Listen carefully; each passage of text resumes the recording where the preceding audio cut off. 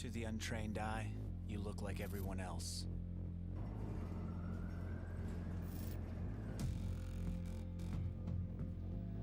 But you have another side.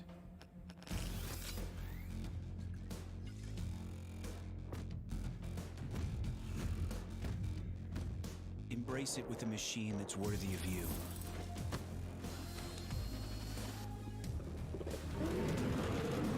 Stylish on the outside, savage on the inside. Legion by Lenovo, powered by Intel Core i7 processors.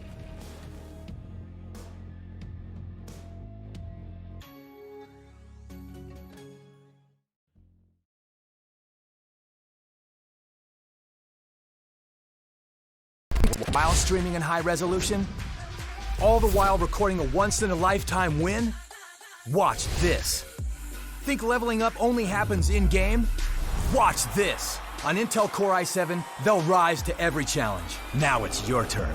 Game, record, stream without compromise on Intel Core i7.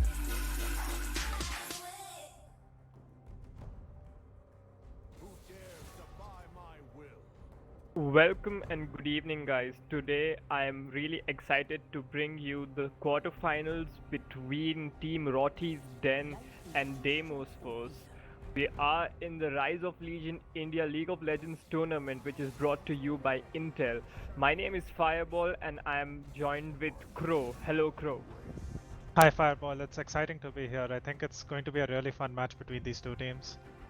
Yep, and we'll jump straight into the picks and bans, and both the teams have banned pretty quickly, not much thought given into it.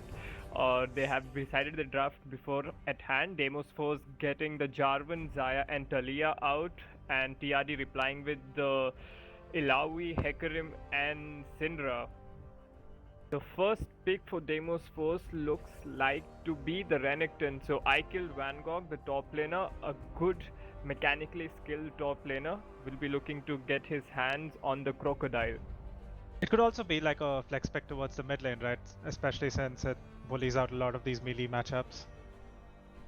True, we have seen the Renekton be flexed to the mid lane as well in specific matchups. Let's see how TRD respond to this. Yep. Kirk gets his Caitlyn. I think he's one of the best AD carries in India right now, so getting him on a lane bully is going to be really scary. Kirk indeed is one of the better AD carries we have in India and the whole Southeast Asia region in general. So they get the extremely strong bot lane of Morgana and Caitlyn. The combo is just so deadly. A bind just combos with the trap into a full combo, which deals pretty much more than half of any AD carry's HP bar. So definitely a very strong bot lane coming out of Team Roty's Den. And to mention, Team Roty's Den did win the toss and selected to go red side for the first game in this best of 3 series. Yeah, we see the Kai'Sa coming in as an answer, but that is set up for a difficult laning phase right now, I think. But once she does scale up, she will be doing a lot of damage. Caitlyn does outrange almost all, if not all, AD carries. So laning against her is pretty hard. It'll depend more on the support matchup later on as we see what Deimos Force picks there. But they decide to lock in their jungler and Zac. So excited about that pick. And we see a very aggressive Nocturne pick coming out for Team Roty's Den. RVX Forest looking to rock that Nocturne. Yep, it's a really good pick, I think, into the likes of Kai'Sa, because you can just lock down an AD carry that has limited mobility, especially in the early game, and you have a lot of follow-up from the Morgana, who can give you the Black Shield also, apart from his own spell shield. And a good Karma ban coming out. We see the Karma being used as a counter pick to Morgana many a times because of the poke that she brings in, and she can just poke away the Morgana shield and the HP bars as well. So they ban out the Karma. Whereas Team Deimos Force replies with the Gangplank ban. So Fufu QT has put out good performances on the Gangplank in this tournament itself. So he won't be getting that for this game. The Nautilus being taken out by Team Roty's Den. So focusing the support role as they have picked their lanes. So they have the Morgana, but they still decide to ban away the Nautilus. So Yeah, they simply want to take away any defensive options that the Kai'Sa might have at this point. Maybe that is the Nautilus true, counter Nautilus engage. does provide a lot of peeling with the sheer amount of CC that he have, and the LeBlanc is banned away from Kadak Londa. Guy is one of the better players that we have, a beast in the mid lane. Do not want to see him on the LeBlanc or the Talia. Yeah, there's been a lot of respect being shown to Kataklonda over here. I think if he gets going, then the game can easily just end right there and then. And taking away his comfort picks, I guess, is one way to do it. But I don't think there is a way to limit his champion pool as such. Already the Kled, so I'm seeing a general trend in Team Roty's Den's team composition is just run at you and run it down composition for me. The Kled ults just and the Morgana follows him up, ults in, the Nocturne ults, they're just looking to run down Deimos force right now, and they reply. This does look like a Mordekaiser top lane and Renekton mid lane. I think that's a good switch up to get Mordekaiser into a good matchup. Kled can bully out the Renekton top lane. You being a top laner, can you talk us more about that matchup? Yeah, so I think the Renekton gets bullied out here, so they picked another. They flexed it towards the mid lane, I'm assuming, and sending the Mordekaiser top, which is a decent matchup into the Kled.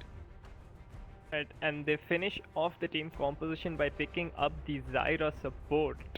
So Kai'Sa Zyra against the Caitlyn Morgana in the bottom lane. Excited to see how that one goes. I'm really excited to see how the Zac does. Don't see a lot of Zac played around all that much, and the Cassiopeia will be locked in the mid lane for Kaka.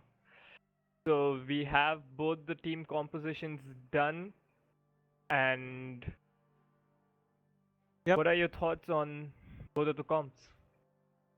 I think both of these team comps scale really, really well. I'm looking forward to see how the Zac plays out the early game, because both Zac and Nocturne are not very strong early, but once they get a few levels, they start putting out a lot of pressure on the lanes. And I think Deimos Force right now has managed to draft a run it down comp, but so have Team Roty's done. So it's going to be like a really explosive game with a lot of team fights, I guess. And explosive team fights are exciting for the viewers as well. So let's hope the game does go that way. Don't want one of those snooze fests where people just farm and try to scale up and play safe. So looking forward to team fights.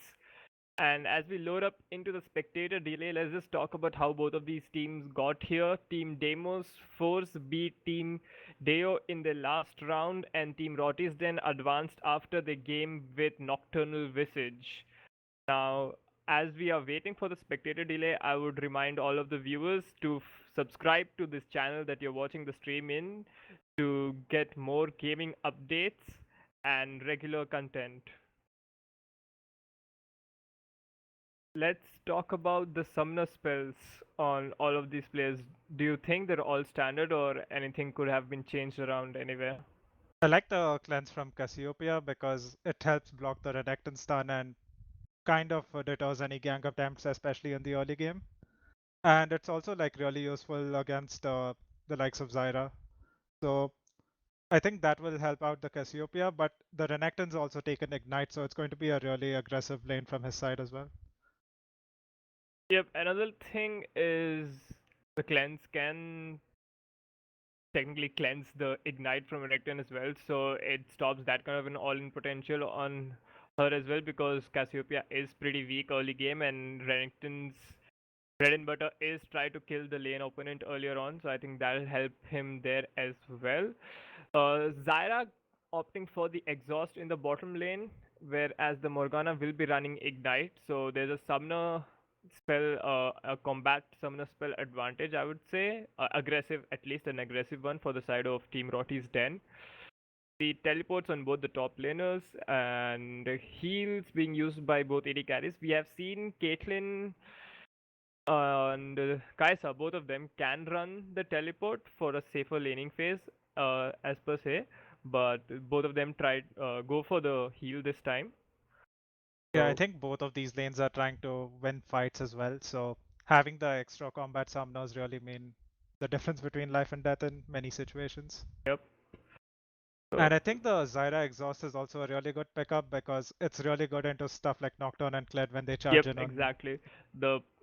Those guys are just gonna try to run your AD carry down, so you need to protect them. The exhaust really comes in handy there. So we'll be getting into the loading screen in just about 20 seconds now. Is Yep. the first game of the best of 3 series in the quarterfinals of Rise of Legion India League of Legends tournament. Stay tuned.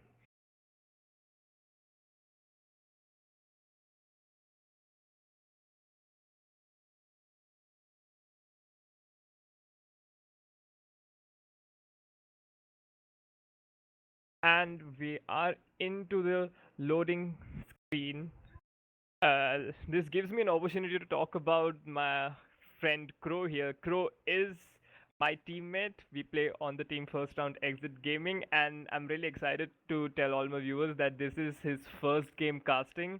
Now, I've been casting a lot of games for League of Legends India. So, Crow, how excited are you to start your casting career? Yeah, I'm pretty excited. This is something I wanted to do for a while, so the opportunity is cool. Right. The opportunity is cool, he says. So I'm really excited to cast with you as well. You're a very funny and spontaneous guy, I would say. So as we go Yeah. into the loading screen, let's look at the summoners. I mean the The rune keystones. choices, the keystones, and the Yeah. rune choices for everyone. So right off the bat, I see DF Dread on the Kaisa has not opted for inspiration, so won't be having the biscuit, the extra sustain. Hope probably not needing that. Thinking that he doesn't need that. Let's see how that one goes. The Kled is running Conqueror standard. The Morgana actually is running Aerie. We have seen Morganas use many kinds of summoner spells. I Yeah. mean the keystones. He can run the Guardian, Comet, etc. So opting for the Aerie this time. And pretty much standard runes for everyone else. Yeah, I also see the Presty attack from the Renekton instead of the Conqueror, which would normally run. I guess that's because there's no real tank on the enemy team, and the Presty attack gives you a lot of kill potential on squishy targets, especially since he has his W to proc it instantly. I mean, I think that's more of a mid lane thing as well. Yeah. Like being mid lane against these caster kind of champions who are not very tanky, so the burst that press the attack brings, and just the passive of it, so which lets your spells do more damage after that it has been procced, helps more out in the laning phase. As Yep. we head up into the quick pause, and we are back in the game. Both the teams. Let's see if there's any level 1 shenanigans from either Yep. side. Welcome to Summoner's Rift. Team Roty's then looks like they are guarding all the entrances, do not want to go for any sort of an invade, and same for Deimos first. Oh, Captain Kirk throws out a good cue to check that Tribrush takes away a chunk of Synchro's HP. So they have some sort of information about people standing in the Tribrush, and it baits out a ward as well. So an early ward put down by Zyra, so she won't have that for the laning phase. Yep, not that I would be too worried about it because I'm not very sure if Nocturne can successfully gank a lane at level 2 or 3. So they should be fine for a while. Yep. And the Nocturne will be starting towards his red buff, and Zack is gonna be starting his wolves, I assume. So not sure about how that route works. So I think Zac clears Raptors and Wolves pretty well at level 1 because you can start W and then keep picking up your blobs to reduce its cooldown, and then you can sustain through it pretty well. In fact, he might have a lot of trouble clearing single target camps early on. Yep, that makes sense, as he got a buff onto his healing on his blobs as well in this patch, so a strong pickup there. Nocturne will move right to his Krug, so going for the high experience clear, as we see a small trade going on in the top lane. And the bind will land right off the bat, and Deimos Force gives away the first third. A good bind by Danny into an instant ignite, and as there were no minions blocking the Caitlyn Q, she took the full damage, and a good first blood coming out already. Yeah, this changes how the lane is going to be played now, because now the Zyra will be on the back foot in terms of experience. She's not going to be doing as much damage as you would be expecting from her. Yeah, and she blows her flash as well. DF Dread did not use the heal, so maybe could have saved her support there, but did not want to use it. Maybe they thought she simply wouldn't die to that Q, because Zyra is deceptively squishy in the early game especially. Oh, another bind lands. Danny is going to town with those Morgana binds between the minions. Meanwhile, in the top lane, Fufucuti gets the pullback on the Mordekaiser. Mordekaiser will proc his passive. The Conqueror procs as well. The Conqueror will heal and allow to deal more damage. The trade keeps on going. Fufucuti is forced to flash away. And I kill Van Gogh will heal back up with his W. So Mordekaiser actually pretty strong in melee range. Yep, it's a really good matchup for the Mordekaiser, and he is definitely flexing in this matchup. Fufu will have to be careful for now until he gets his mount back. Now, as we expect from this bottom lane, Caitlyn and Morgana will constantly look to push the Zyra and Kai'Sa in. And we do see Fufucuti getting Skull back, so feeling a lot safer there. And keeping a tab on the junglers, Forest did go for the whole red side clear into the Wolves clear, and is recalling inside the jungle of Deimos Force. Not looking to gank anywhere. Zac will go to clear his blue buff meanwhile. Yeah, since the Zac recalled, he's actually 2 camps behind the Nocturne, so the Nocturne is having his own lead just because he's been farming more efficiently right now. Yep, and the Nocturne will look to power farm his way to level 6 to get those ganks as soon as possible. Now we do see the first bind missing. I mean, it hit a minion, so it didn't miss. Yeah, technically it did. Good back shield will save some damage onto Captain Kirk, and another good Q lands onto the Kai'Sa. Oh, and we do see a gank in the top lane. Forest walks up, forcing the Mordekaiser to flash. The Mordekaiser will pull Forest back. Fufucuti is pretty low. Darker than Dead is here for counter gank, but I Kill Van Gogh will just go down because he was pretty low. So after his initial trade with Fufucuti, he did not decide to back, and I guess paid the price for it. Yeah, he was not respecting the jungle gank from the Nocturne, and even though Zac was there, the Zac couldn't make it back in time since he was fighting the Scuttle, is what I assume. And was that a nullifying orb that I saw on the Kai'Sa? Let me just double check that, and it indeed, she has gone for the nullifying orb and Gathering Storm secondary. So did not want to, did not want to get bullied a lot in lane by Morgana's magic damage. I would assume no other explanation for it. That, and maybe late game towards the Kai'Sa who would be doing magic damage. Cassiopeia, yep, but I don't think nullifying orb against a late game Cassiopeia is gonna do anything at all. Yeah. Maybe that's another tech of Q.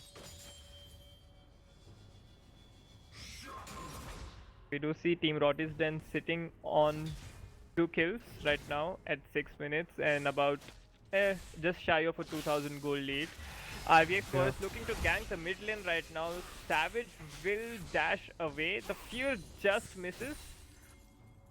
I think it was a last stick and the Fear would have hit, but Savage managing to escape that gank, meanwhile Darkened and Zed clearing out his Krux. Kaka has a giant CS lead over the Renekton, though he'll catch up a bit from this wave, but I think that's about 2 waves worth of gold that Kaka is ahead right now. Yep, and that's what we would assume in the ranged versus melee matchup as well. And another thing to notice is Team Deimos was opted into this matchup. They flexed the Renekton and decided to send him mid to the Cassiopeia, so let's see how that works out. Nocturne is getting closer and closer to that level 6 point, and we'll see some paranoia around the Summoner's Rift.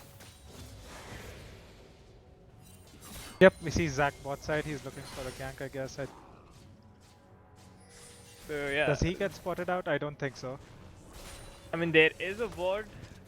I Yeah. don't know if that spots him out or no, but again, the Zac trying to gank lanes but not managing to do so. Meanwhile, a level 4-5 Nocturne has applied a lot of pressure on the map, taken away a few summoner spells, gotten a kill as well.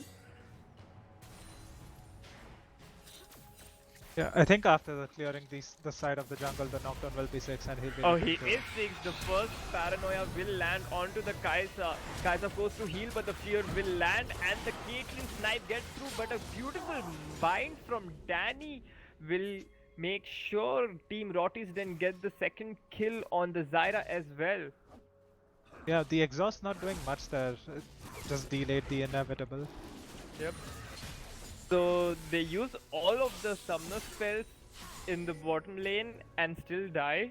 So a huge victory there coming out for Team Roty's then. And they move up right to the Ocean Dragon. But Zac has different ideas. A good flag shield will save Nocturne, but Nocturne going really low. A good trap will trap down the Zac. Savage flashes in and dashes forward. Gets a combo off onto Captain Kirk, but Captain Kirk just kills the crocodile down. That was an amazing ult from the Cassiopeia to stop the Renekton. Otherwise, he would have definitely killed the Caitlyn there. So Deimos did try to stop the Ocean Drake. I mean, they technically did stop Team Rotisden from taking that, but At the what cost price? of Yep. Renekton and the Zac spells. So they've chosen to go for a reset and come back for later. I guess that's going to be around when the laners get back in from Team Roty's then, and they are now back with the BF Sword and the Caitlyn and the double Brawler's Gloves. What do you think of that? Liking the double Brawler's Gloves, getting the early crit chance.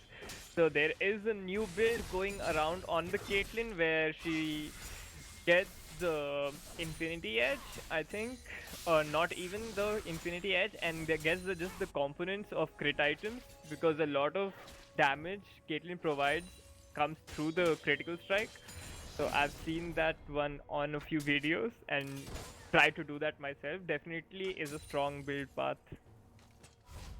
Yeah, but Captain Kirk's been putting his team on his shoulders this game. Like, with a lot of setup from Danny, he has a 300 gold bounty, and I think Deimos' first win condition is to try and shut that down as soon as possible.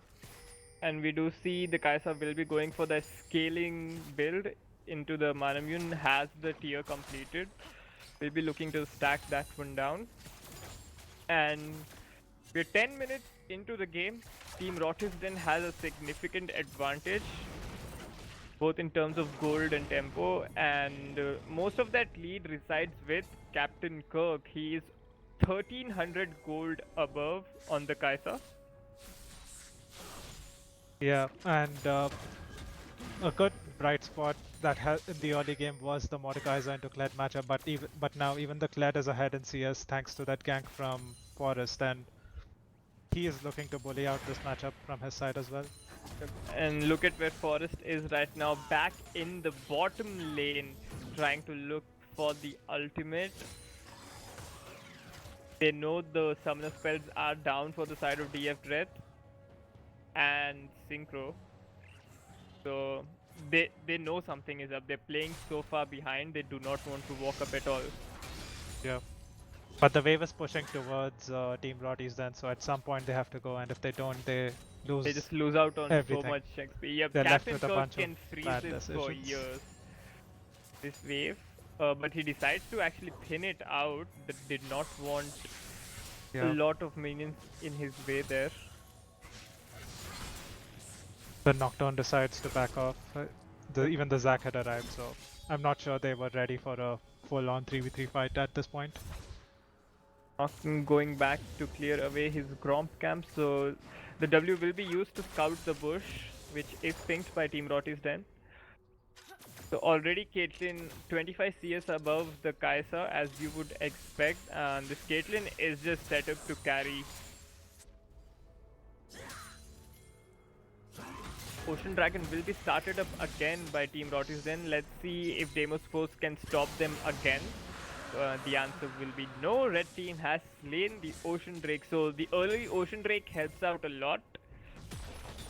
Yeah, especially when you have laners like Cassiopeia and Caitlyn who want to use spells, who want to regen their mana as well. And whatever little harass they take from their enemies, they're going to heal that up. Yep. I mean, even against Zyra, if she wouldn't be this far behind, oh my god, that Q just did so much damage.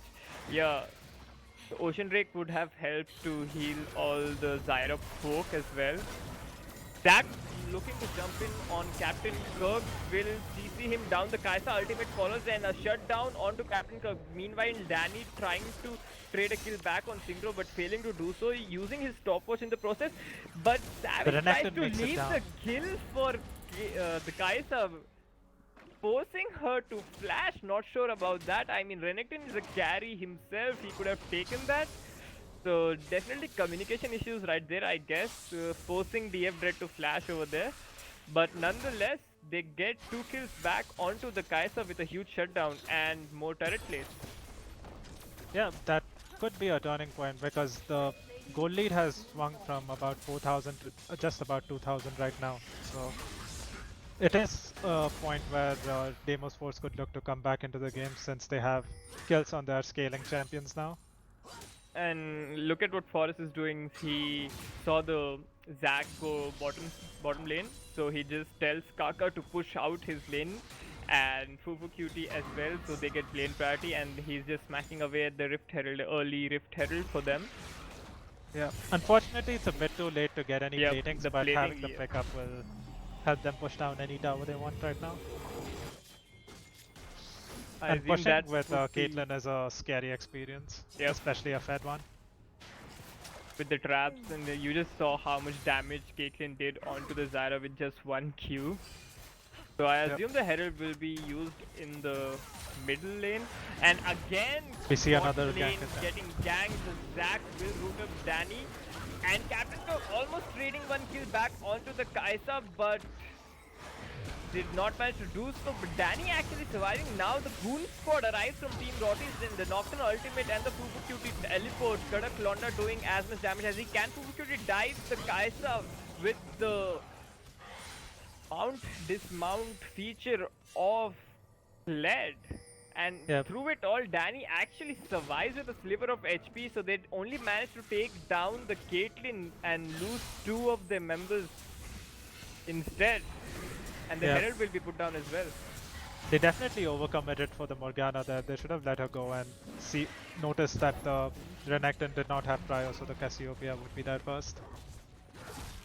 I mean, a good answer by the rest of Team Roty's 10 with the Nocturne Ultimate and the Kled Teleport to trade back kills.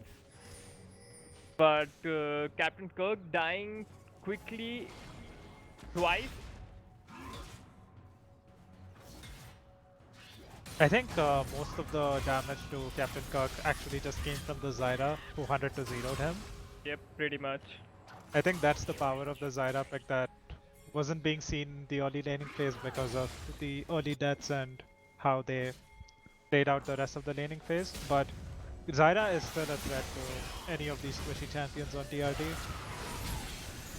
Oh, meanwhile in the bottom lane, Renekton trying to kill Kadak Londa, but he'll just cleanse out of it, and they get a kill back onto the Renekton as well. Well, technically not a kill back, as they didn't manage to kill the Cassiopeia. RVS Forest taking away the crab, and I feel slowly the game is running away from Team Deimos Force as it stands right now at 16 minutes. Yep, I think once they start grouping, it's going to be really hard for them to disengage. They don't have much in the name of disengage right now, but we'll see how team fights play out, how Kai'Sa and Caitlyn navigate fights. Because even if you do manage to kill the Caitlyn, there's still a Cassiopeia, there's still a Kled, there's still a Nocturne. All of these guys are threats in themselves. I mean, it's really hard to actually hit the Caitlyn as well because these champions, these Kled and Nocturne, will be in your face. That you'll be forced to focus them. And Caitlyn being wrong ranged, if Captain Kirk positions well, he'll pretty much be full HP in almost all of the fights.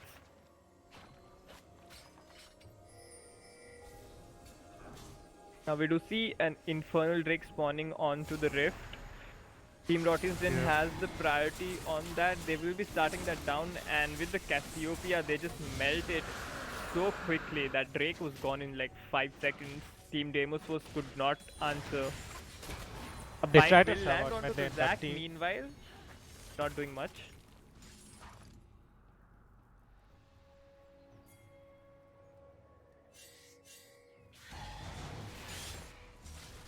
So after the Infernal Drake, the teams just dispersed back into their lanes, catching up any sideway farm that was getting pushed in. And talking about the farm, looking at CS numbers, Mordekaiser and Kled are pretty much even. I would say like 10 CS differential right there. In the mid lane, Kaka is ahead by quite some margin, 20 CS, whereas same for the Caitlyn in the bottom lane. So CS advantages all around the map for Team Roty's Den. Yeah, I think that is where most of the gold lead is coming from, apart from the one tower that they got bot lane. So if a fight does break out, then the teams are actually like fairly even in gold if one of the carries dies early. It is, and we'll be going into a quick pause. And the teams seem to be ready. We'll be resuming. That was a relatively short pause, fortunately.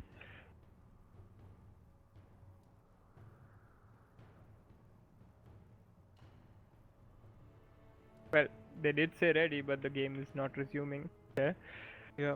Another thing I want to talk about is the Mordekaiser. That the Mordekaiser can deny the engage from Nocturne and Kled pretty easily by using his own ultimate. And there's no QSSs yet on the side of Team Roty's Den just yet. So he could make or break one of these early team fights once he has a good ultimate being cast. Yep, he can take away one of the damage dealers and potentially kill them in his ultimate as well, so making it advantageous for his side. And looking at item completions, we have the full Infinity Edge, Azil, Coach's Shard, and Brawler's Glove for the Caitlyn. Meanwhile, in the top side of the jungle, RVX Forest gets engaged upon, but a good Black Shield will deter any further attack on him. Yeah, the Renekton has to use his ultimate to get out though, and I see the Renekton's building a Spear of Trojan. Once he completes that, I think that would be his power spike to be a massive threat in a team fight. Yep. As we say that, Cassiopeia has completed her Seraph's Embrace and has components of what seems to be a Void Staff. Or Rylai's, or Leandry's, could be anything at this point. Could also be a Morello. All of these I think are decent pickups for Cassiopeia at this state. Those choices would make more sense. And if we look at the item completions for Deimos versus carries, we have the Mana Immune stacking with a Pickaxe for the Q evolve. Yeah, I think that would have evolved the Q for Kai'Sa by now. And the Rylai's for the Mordekaiser. I think that's another huge pickup. Yep, he'll be doing a lot of damage in the Death Realm, so we'll be looking forward to that when that happens. The Zac is going for the Kindle Gem, which could be turned into the Spirit Visage. So, I'm assuming he's building a Warmog's armor because Zac has a lot of HP. As well.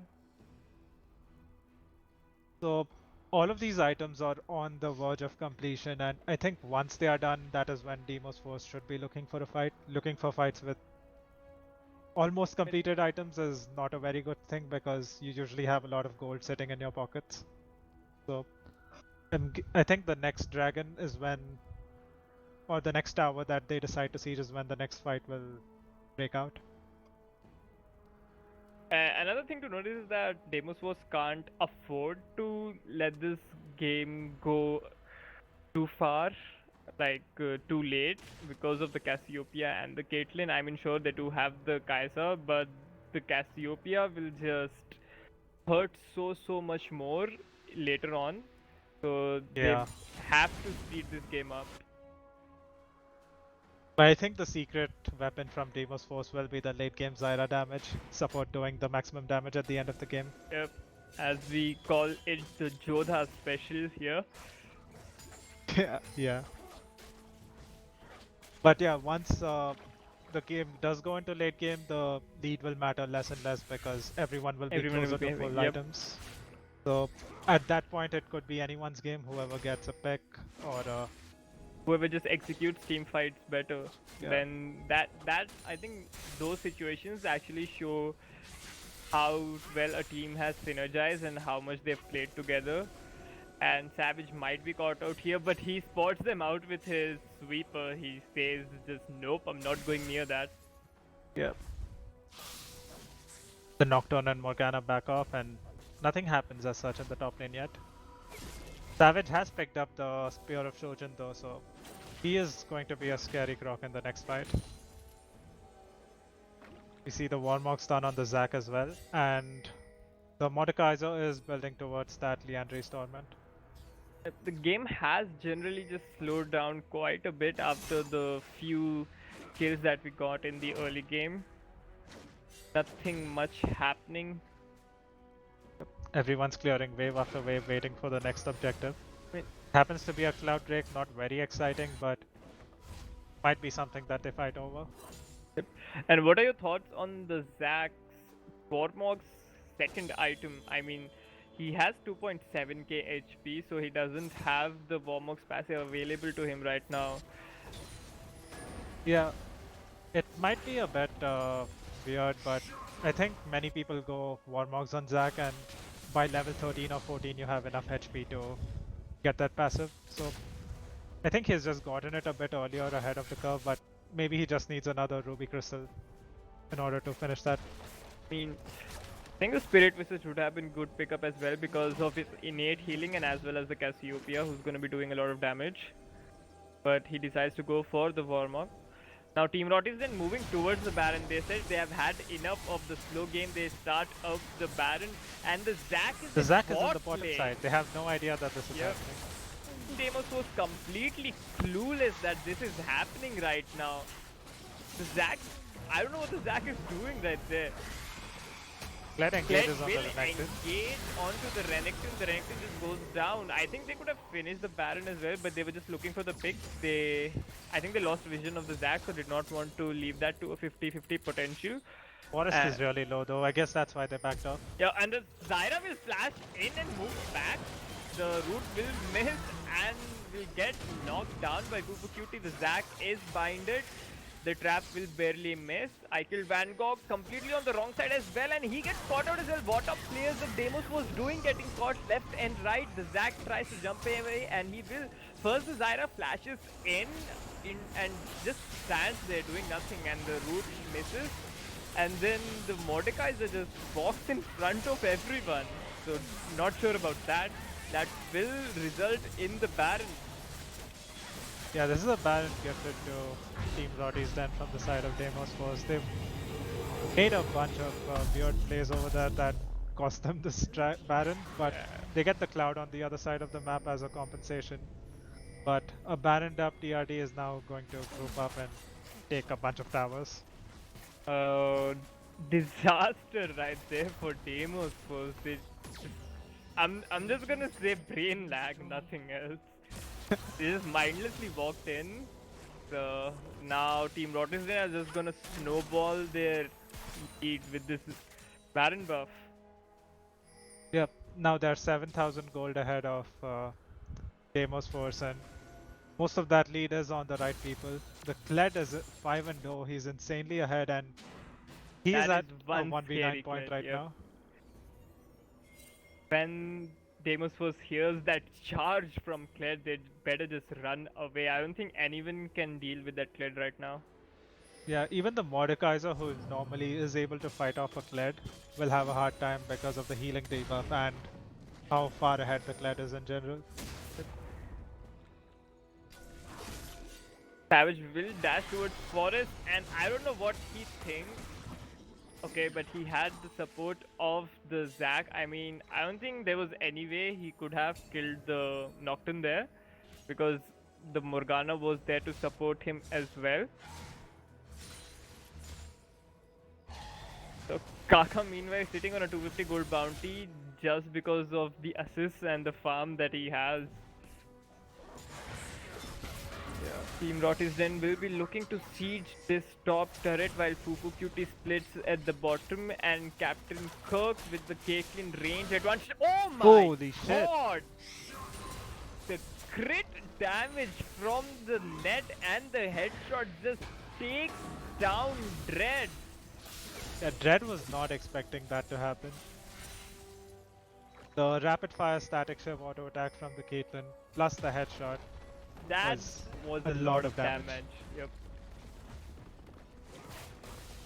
Captain Cook basically just solo pushing this mid lane, and Yeah. people have no response to that. Even the Kled, since the Kaisa died, they had to move people mid and the Kled got a free tower bot. So they got a tier 2 at mid, tier 2 at bottom, or tier 2 at top. They just Pushing in everything at once. They managed to snowball their lead to 11,000 at 26 minutes. The Zac will jump in and just Nothing run back. happens. Yep. Well, he loses half his HP bar for his troubles. Fubukuti will meanwhile engage onto the Renekton. Decides 2v1ing is not a wise option. Will just walk back. Bear trap on the rope is used, and he just walks away. Meanwhile, Captain Kirk doing work on those turrets. Fubukuti jumps back in with the W passive, will not be able to take down the Crocodile as I Kill Van Gogh pulls him to the Death Realm, and there's a huge shutdown onto the Mordekaiser. Meanwhile, inside the base, we do see the Nocturne ultimate being used, and the Zac passive will be procced. While they kill out the Zac passive, Kirk finishes out the Inhibitor. and the death push from the Baron power play is finally reached the Nexus towers. This is the last ditch effort for Deimos. Yep. Oh, a good pullback onto the Cassiopeia and Kirk. Danny will channel his ultimate and uses a clutch stopwatch to root away the players. DFT just splashes in trying to get the kill onto the support. He's like, I'm gonna go down, but I'm gonna take you down with me. So I think that's gonna be game. 28 minutes. Team Rotis then are hitting the Nexus. Captain Kirk will walk into melee range of the Mordekaiser and just run him down, disrespecting him right there, and that will be game. Game 1 goes to Team Rotis then. Yeah, this has been a really fast end right after the Baron power play. I think they just ended the game right there and then, and there was no answer that DF had to the Baron push from the side of Team Roty's Den. And I think it has been a convincing victory so far. Yeah, I mean, the game was going pretty slow till the mid game, and after that, Baron and very questionable plays from Deimos was inside the Baron pit, generally around that area. Team Rotis then just snowballed off of that. And looking at damage graphs, there's no surprise that Captain Kirk out-damaged everybody. Kled coming a close second, followed by the Cassiopeia. So that would be game 1, guys. Stay tuned for the game 2 of this best of 3 series. To the untrained eye, you look like everyone else.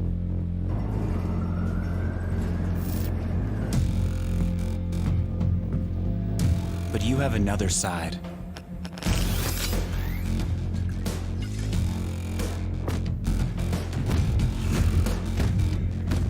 Embrace it with a machine that's worthy of you.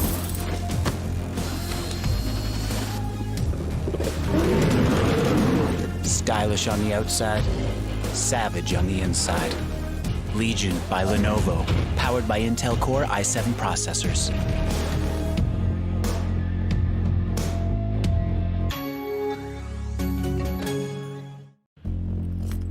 To the untrained eye, you look like everyone else.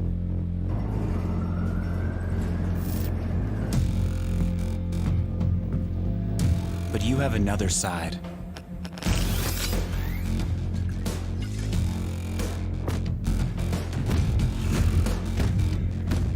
Embrace it with a machine that's worthy of you.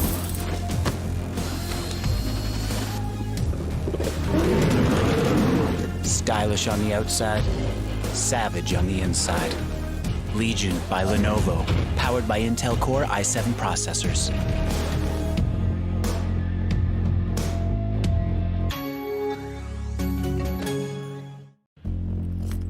To the untrained eye, you look like everyone else.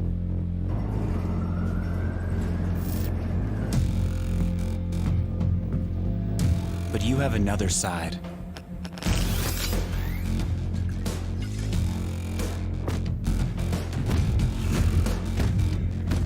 Embrace it with a machine that's worthy of you.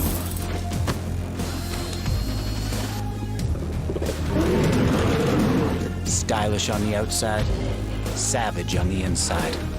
Legion by Lenovo, powered by Intel Core i7 processors.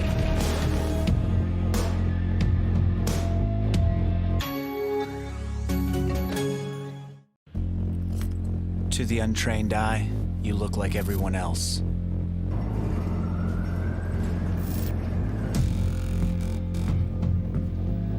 But you have another side.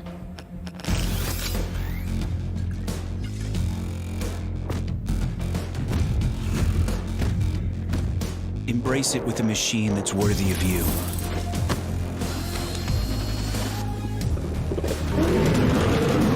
Stylish on the outside, savage on the inside.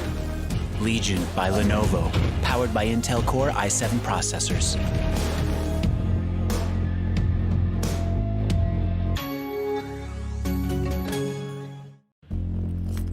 To the untrained eye, you look like everyone else.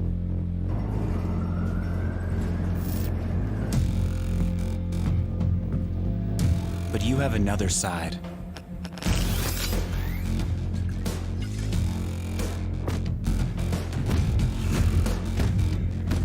Embrace it with a machine that's worthy of you.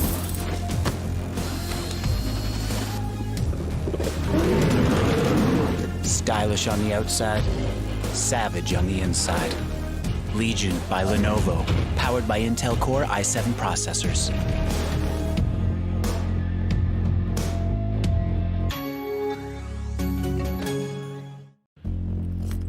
To the untrained eye, you look like everyone else.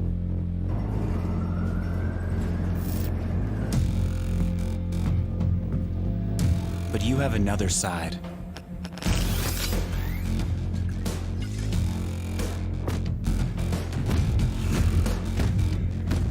Embrace it with a machine that's worthy of you.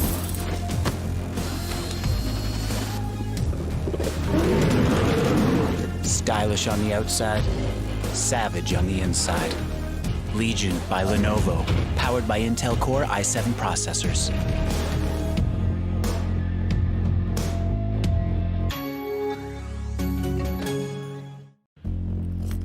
To the untrained eye. Think she can't get a last-second clutch? Watch this. Think he can't carry his team while streaming in high resolution? All the while recording a once-in-a-lifetime win? Watch this. Think leveling up only happens in-game? Watch this. On Intel Core i7, they'll rise to every challenge. Now it's your turn. Game, record, stream without compromise on Intel Core i7.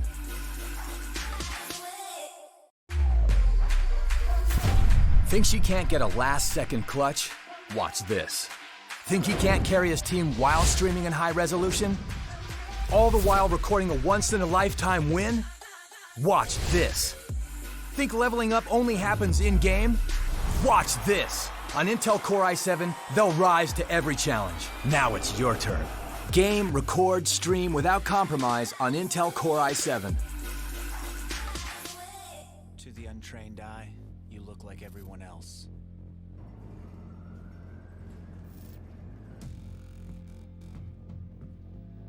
But you have another side.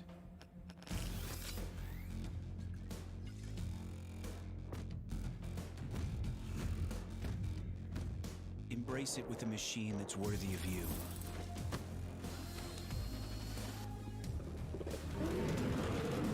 Stylish on the outside, savage on the inside. Legion by Lenovo, powered by Intel Core i7 processors.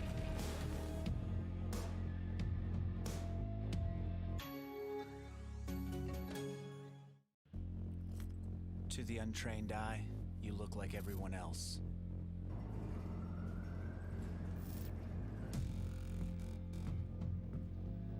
But you have another side.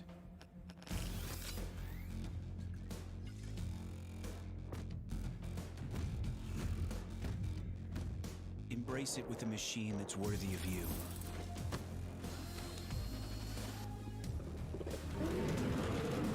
Stylish on the outside, savage on the inside. Legion by Lenovo, powered by Intel Core i7 processors.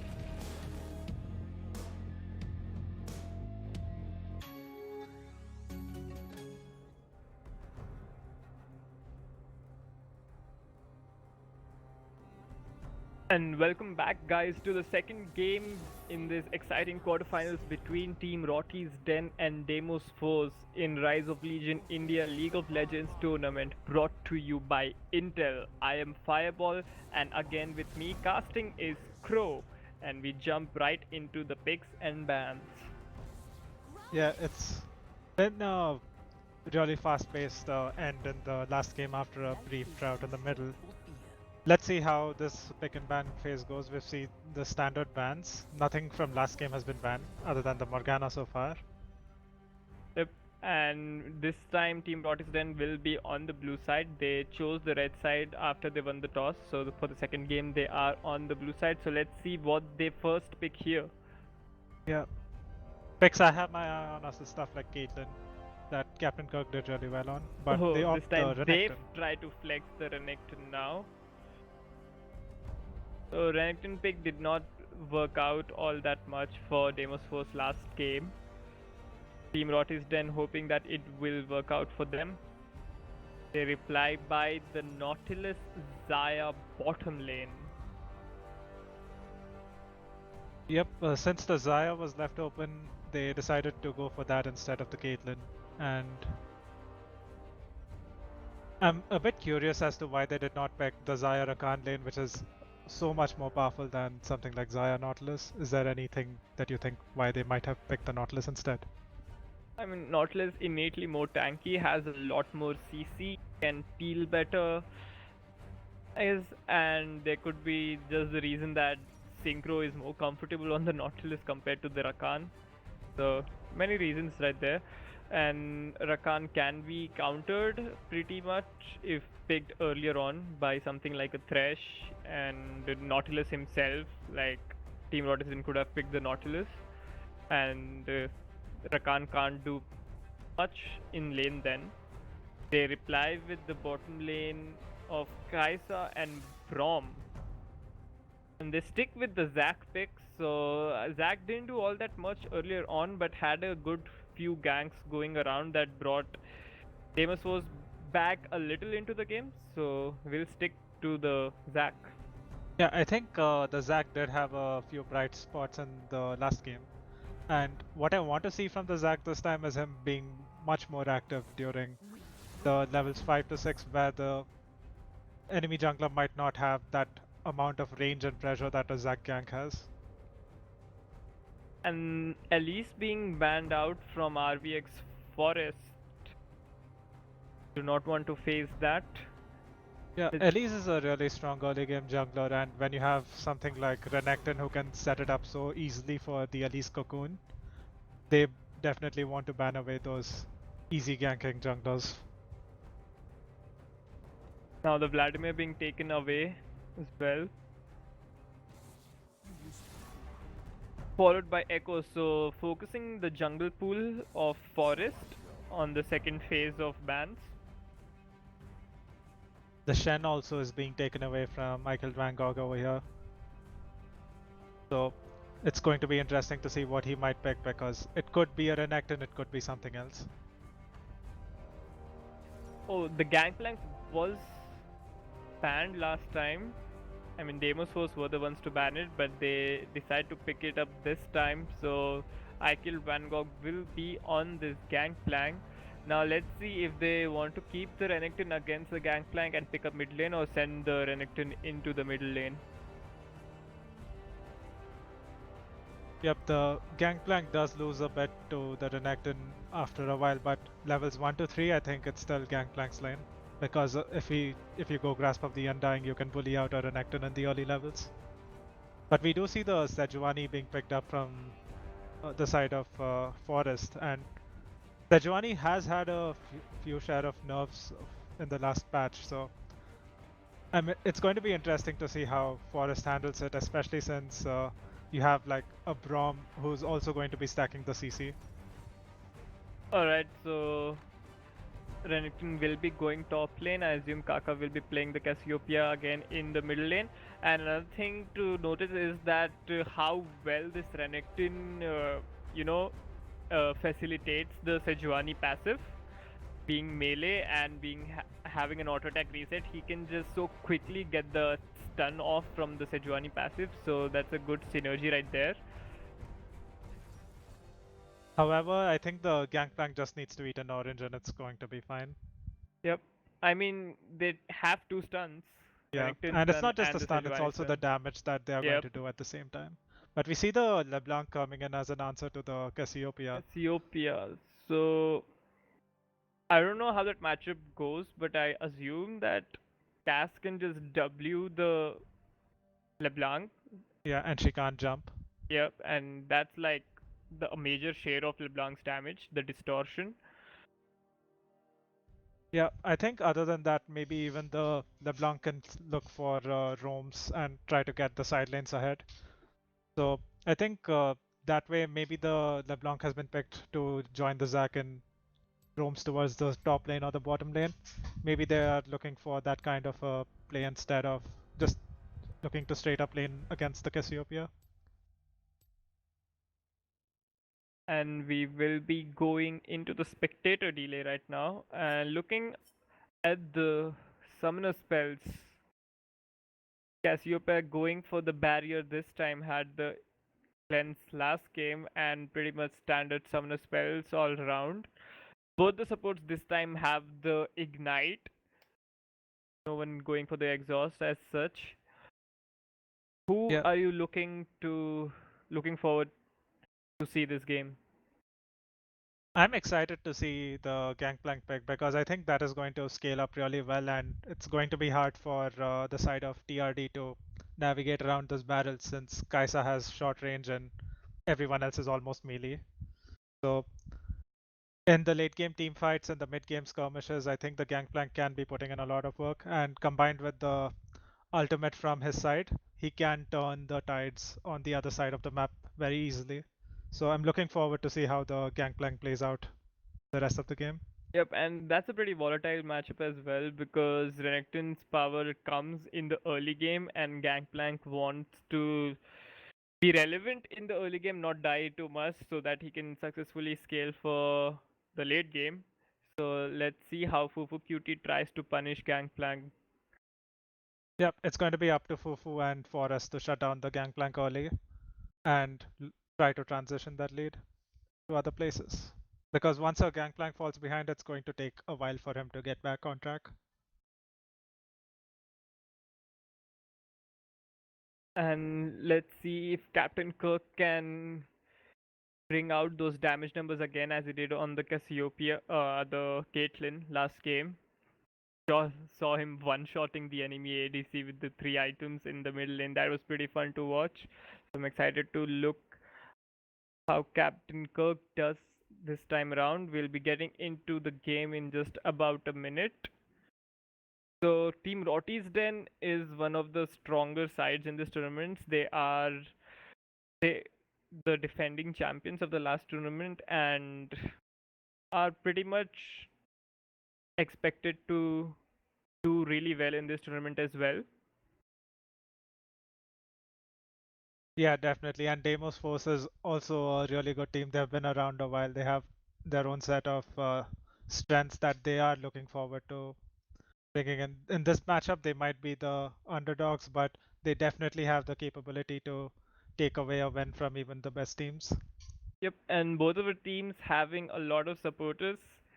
So let's see some cheering going on in the chat with the hashtag TRD win or a hashtag DF win.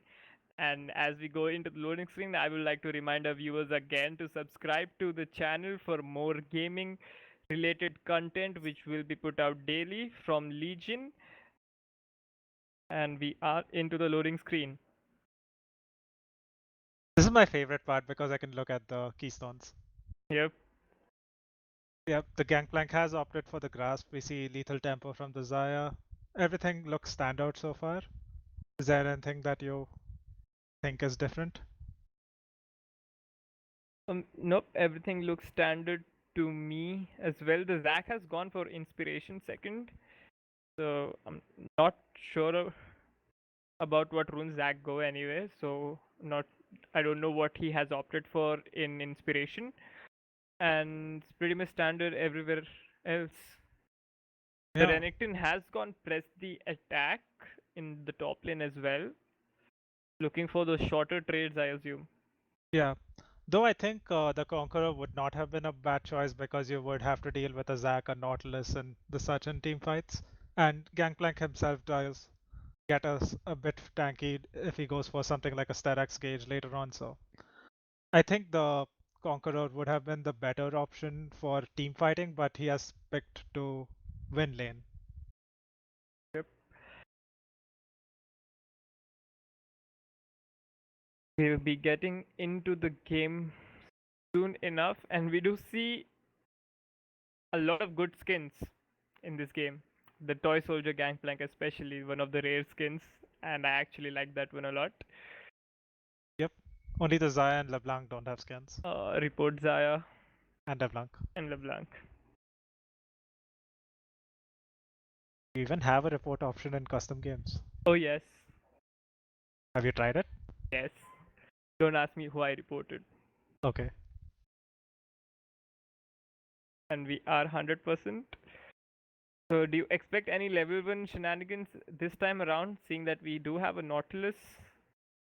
Yep, we do have a Nautilus, but I think the rest of the champions are not as strong as, say, a Braum. So just the Braum passive can single-handedly turn around a level 1 fight. So I'm assuming that that these guys are not going to invade into a Braum like that. But I think TRD can definitely look for an invade. They have the Braum and Renekton synergy to easily catch someone and kill them. And as is custom in Indian tournaments, we start the game off with a quick pause of that.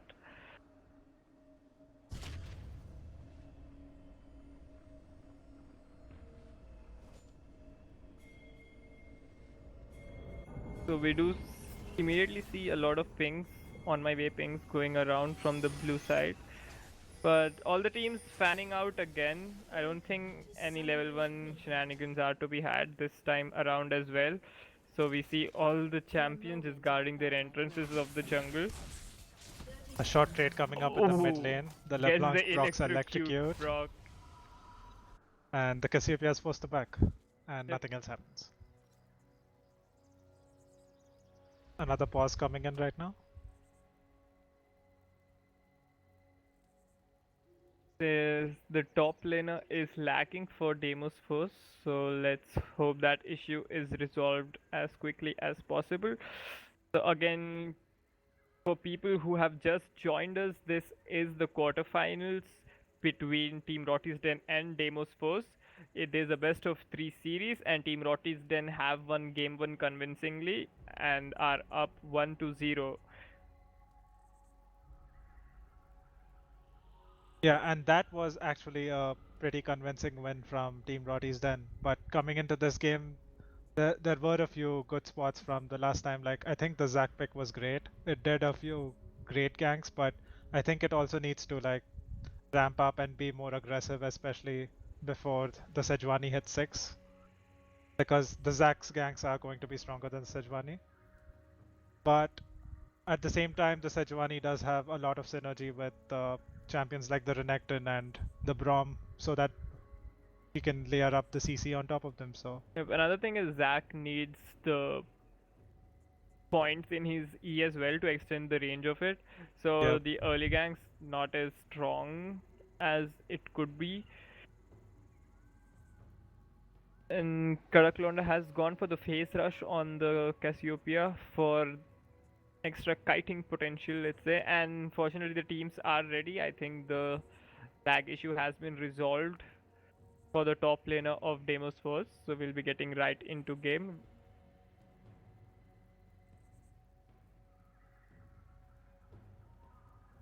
We do see Forrest doing this again and again. He goes in, puts down his ward, recoils, and swaps to the trinket ward, so that when the trinket comes off cooldown, the sweeper, and when he switches back to the warding one, he has instantly the two wards ready. Yeah, and if you want to gank a lane at level 2 or 3, you have the sweepers up on off cooldown to go through any wards that the laners might have placed. Yep. Minions have spawned. This time around, the Zac will be starting the red buff, and unfortunately, we do see another pause. And the jungler for Team Roty's Den will be starting the blue side. Yeah, it's always easier to get a leash from a melee champion as Sejuani. You get those passive stacks much Yep. faster and you can That- proc them a that couple of makes sense. times. So even starting bot side would not have been a bad idea. You have the double stun from the Braum and the Sejuani, so And the Kai'Sa passive as well, so he just decides to go to start, I think, to mirror his opponent. yeah, so this might tell us that both the junglers are looking for early ganks down in the bottom lane because there is ample setup from both sides.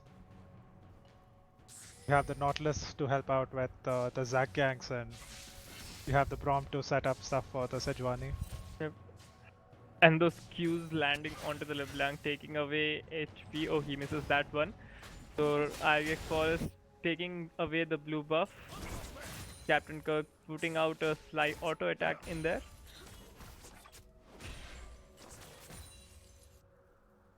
Now Zac has moved towards his Krugs, well as Forest on the Sejuani will be completing the Gromp camp.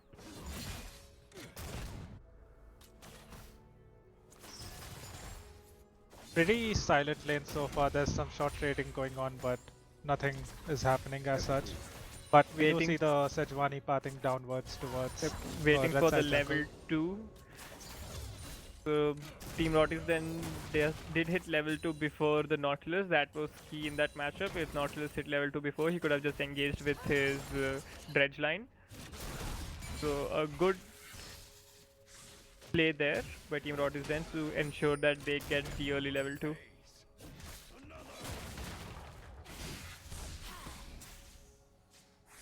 He could not proc that Q mark in the middle lane. So Savage actually losing these trades. Savage is losing these trades into the Cassiopeia, but right now he's ahead in mana as well, so Oh, the hook will connect onto Captain Kirk. The Guardian will save him. Nothing much follows.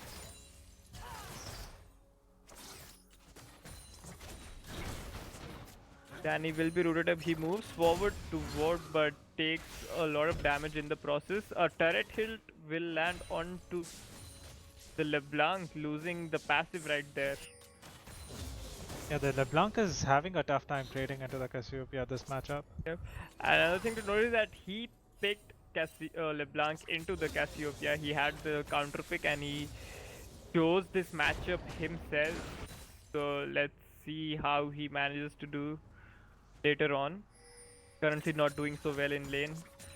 Zac doing Zac things, clearing out two camps at the same time because he can. Pulls the blue buff and the Grom together. Efficient jungling right there. A hook will connect onto Danny, but that's not the target that they want, I think. The Zac charging up his jump, and they did spot out the Sejuani, that's why they just back out. So again, the mirror match pathing that Forest took helped out right here, as you Yeah, said. both the junglers just neutralized their presence, otherwise if one of them wasn't there it would be really bad for the other side. Yep, and I think it's actually better for the side of Team Rotizen because the Nautilus engage would have killed the bottom lane and forest pathing prevents that. So good play there. However, Forest wasn't as healthy. Those Sejuani nerfs have really hurt her early clear, and she had to give up the scuttle because of that. She ganked mid lane. The The chain knockup will slam from land the LeBlanc. onto Kaka. The chain will land as well. Barrier use a flash Q trying to disengage, but the first blood will land and the passive will be popped from the Zac. They managing to kill the Zac as well, but Savage sticking around trying to save Zac. I don't know for what, might end up paying with his life. Doesn't have mana as well. Used Dash. Forest will follow with the Q. Forest does not have flash and the blast cone will save the LeBlanc in the end, but I don't think he needed to stick around there. He could have just run away and saved her flash as well. They got the first blood. They were already on the better end of the trade, but forcing him to get his flash used over there was not very efficient of that fight. And the wave is at a very bad spot for LeBlanc as well. Yeah, now Karaklondak is just going to thin out the wave and freeze it near his tower and deny the LeBlanc a lot of experience. A gank onto the top lane. Fufu QT did dash away, but the Zac pull will not do much. I killed Van Gogh is trying to freeze the wave on his side as well, forcing out the Renekton TP so that he doesn't lose too much farm. Yep, and the classic triple long sword by the Renekton. Yep. Triple longsword usually is for the Tiamat plus a phage item, but the early power you get from those stats is Usually better pretty than strong. a complete item. I guess if you have like 1100 gold, you can't really buy a phage, you can't buy a Tiamat. You just buy the longswords and outstat the enemy. But Fufu does save his teleport and walks back to lane since the lane wasn't frozen completely. And he does get to maintain that summoner spell. And the bottom lane of Team Roty's lane like faked their recall sorts of, and as soon as the bottom lane of Deimos was recalled, they just came out of the bush and pushed away the lane, so they would be denying some minions for Team Deimos force. Yep, and once the Kaiser comes back, it's going to be a decent wave right outside their tower for them to take. And recalling on this cannon wave is a lot more efficient than recalling on a regular wave, because it's going to take longer for them to push the cannon wave in. Yep, and in the turret, the cannon wave can tank a lot more tower shots, and you don't lose as many minions. In the mid lane, LeBlanc has completed the lost chapter, whereas the Cassiopeia has the tier stacking. Zac looking to gank the Cassiopeia. Kaka will flash away the knockup, but the Goon Squad just arrives. The Nautilus Q will root him in place. Now Forest pretty low. Is ignited the aftershock. He lives Saving with 4 some HP. damage. He lives with 4 health points. So unlucky for Deimos Force right there, not being able to kill Forest. But they definitely got the flash out of the Yep. Cassiopeia, and she's going to be a big target for the LeBlanc and the Zac in the next few minutes.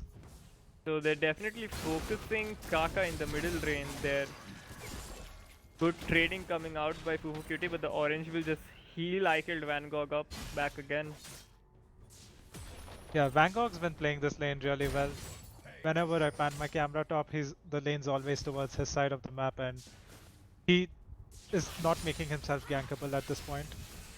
So And the phase rush procs Kaka might be able to kill him right now, and he does solo kill in the mid lane line. As we mentioned, the miasma just completely renders LeBlanc immobile. He just trying to walk away, but Kadaklonda having a lot more movement speed because of his keystone just runs the LeBlanc down. So all of that advantage that Deimos Force tried to give the LeBlanc by putting so many resources into the mid lane, I think just stands nullified because of the solo kill. yeah, but I don't think the LeBlanc actually got ahead from those ganks because she's still behind in CS and didn't get any of those kills. So it was the Zac and earlier the Nautilus who got the kills on the Cassiopeia. So the LeBlanc's power in the lane wasn't really changed by those ganks, but Kaka has had a great CS lead despite all this pressure, and he continues to bully out the LeBlanc, getting the solo kill there. Yep. And they take away the blue buff as well. Now, now we're 10 minutes into the game. The gold is pretty much dead even. The CS differential is significant in the mid lane. Captain Kirk has a CS advantage as well, and so does the Renekton, but the Renekton only having 6 to 7 CS more. Yeah, but I'm imagining the Gangplank's a bit ahead because of the free gold he gets from his parlay. So he would be slightly ahead of the Renekton Yep, over the here. Gangplank has 50 more gold than the Renekton. So 1 potion gold worth more. Yep.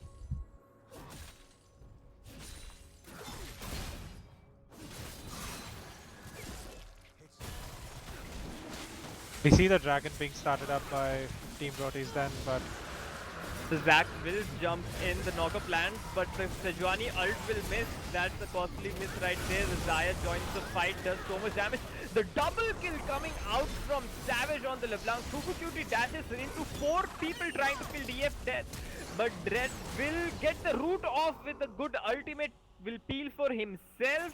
And Deimos Force gets 4 kills right there. yeah, what started off as a sneaky dragon play turned really wrong for TRD when the Zac got a great engage off and the rest of the Deimos Force team just collapsed on them. Yep. And the Sejuani ultimate missing there was very key. That allowed the carries to do so much damage, and I'm not sure what Fufucuti was thinking, trying to chase the Xayah who can just ult away and root him as she did there. Maybe he didn't know if the Xayah ultimate was up. So they end up losing a lot in that. Yeah, a lot of cooldowns were blown over there, and they do fall behind about 2000 in the goal lead. Now we see the bounties on the LeBlanc, we see a bounty on the Nautilus of all people, so it's up to these guys to use And their gold. another gank onto Kadaklonda. They're not leaving Kadaklonda alone, and he will try to give the kill to LeBlanc, but they do not manage to kill him. Oh, but they do. Oh, I think He that dies to was the minions. minions The minion plus the auto attacks are corrupting deceptive. potion damage. No, it was the minions that auto Okay, attacks now that followed Danny him. getting chained up as well. The hook will miss.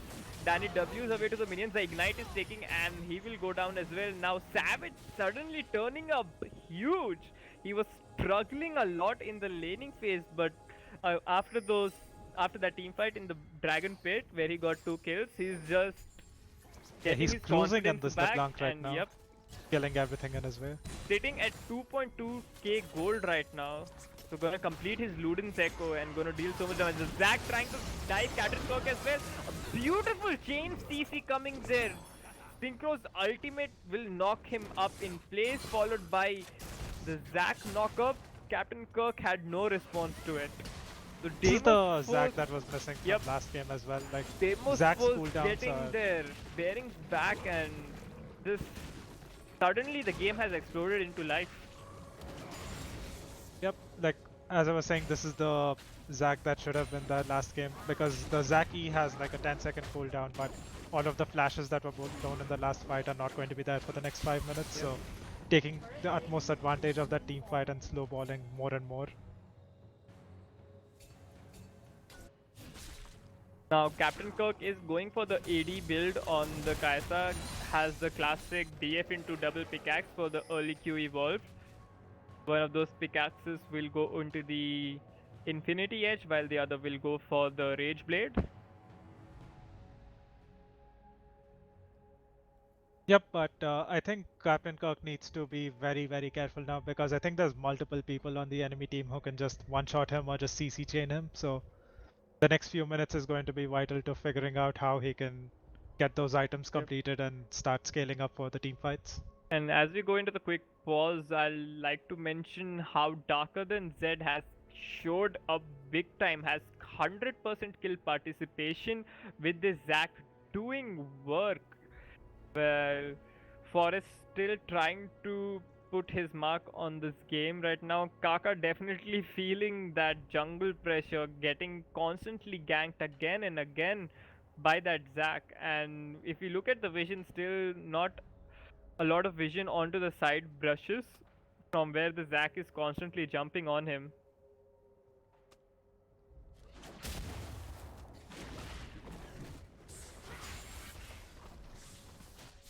Yeah, we see the Braum over here helping the Cassiopeia farm up because the Zac could be there.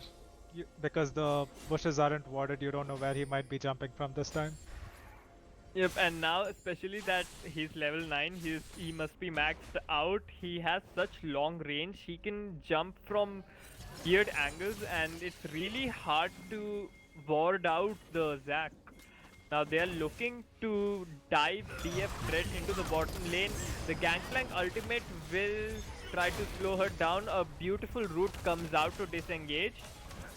And now Deimos are trying to look for a return. Danny gets rooted up. DF Thread doing really well to root him up in place, and Team Roty's then dive just completely backfires.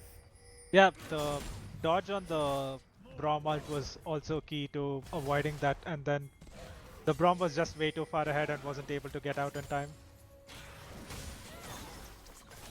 And they're looking for a dive of their own right now. Captain Kirk uses the stopwatch that will buy him some time and save from the LeBlanc burst. So I think that's still pretty worth. Just the threat of LeBlanc one-shotting Captain Kirk, forcing him to use the 600 gold item so early on. So he will not have that later in the game.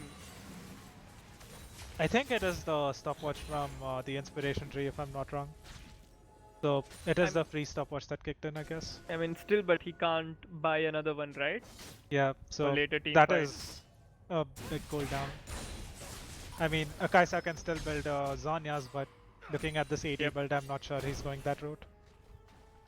Now suddenly LeBlanc winning all these trades in the bottom. The hook will connect on to Danny. The flash from Darker Than Z will make sure that the CC goes through. The knock-up plan as well, but a beautiful Cassiopeia ultimate by Kadak Londa will stun up Synchro. Synchro's health just slowly whittling away. Danny jumps in. Kadak Londa taking a lot of burst damage from the LeBlanc. The LeBlanc passive will save him. Captain Kirk joins from the side. A good ultimate will make sure that he gets 2 kills.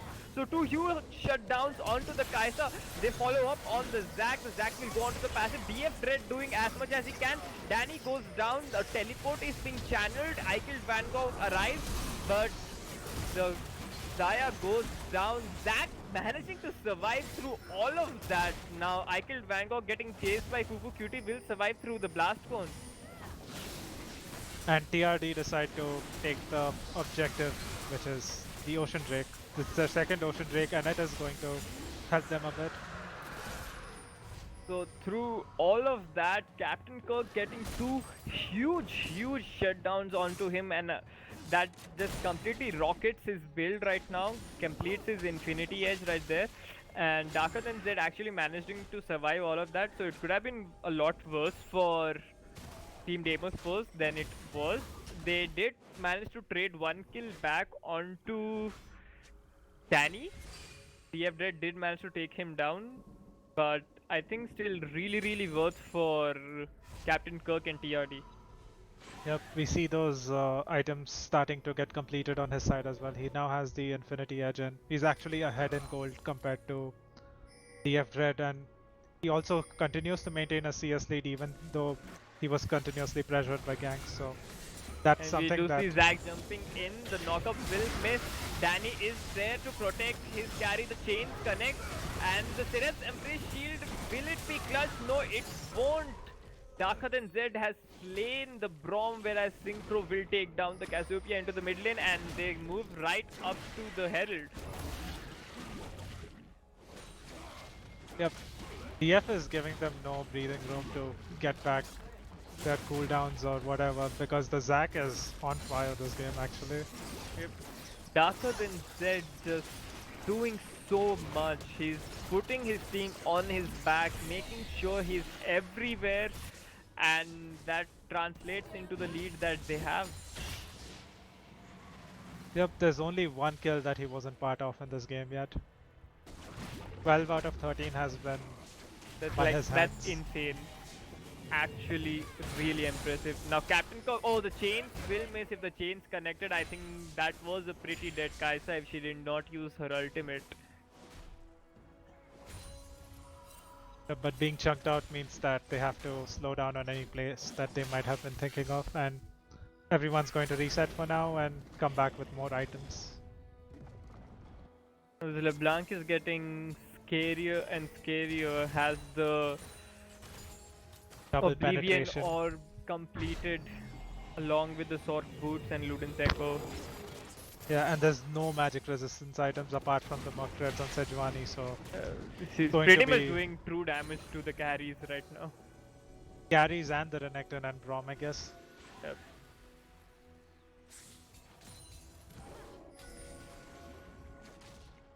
You see TRD having some alone time with the top tower, so they might try to get this while Deimos Force is trying to siege mid. Yeah, they tried to give up that mid turret. There was no way they could defend that. They still have the Herald, and the Herald will be channeled down. Captain Cock, the chains will miss again. So Savage getting unlucky with those chains, using the ignite. So Captain Cock is pretty much out of the fight for this Herald charge. So they could have taken down Captain Kirk again, but unlucky on those chains. The hook will connect onto Forest, but that's not the target that you want to blow your spells on, so they will disengage. The Herald gets one charge. They could not complete the turret, so not really optimal use. But hey, it's better than nothing.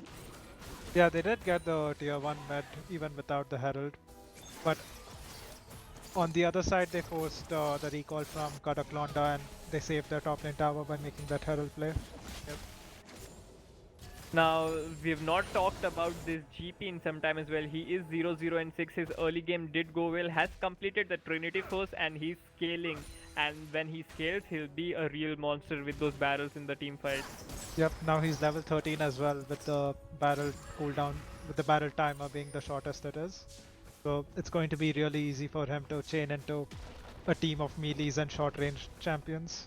Deimos Force takes down the tier 3 on the top lane. Now it's 21 minutes into the game. Deimos Force sitting on a 4,000 gold lead, so already a much better performance coming out from Deimos Force compared to last game. Yep, and this game has been the story of the Zac. Like, the pressure he's been exerting on almost every lane, combined with good ult usage from the Gangplank, has been key to the lead that Deimos Force have right now. Captain Kirk has completed his Rage Blade and has the Infinity Edge as well. Now with that build, I think he'll be a little late on his E evolve because he does not have the Storm Raider with the attack speed that it provides, but does hit like a truck. The ultimate from Sejuani will be used onto the Nautilus while his team could not follow. I'm not sure if that was a correct call right there, but nonetheless Gangplank ult will be traded for it.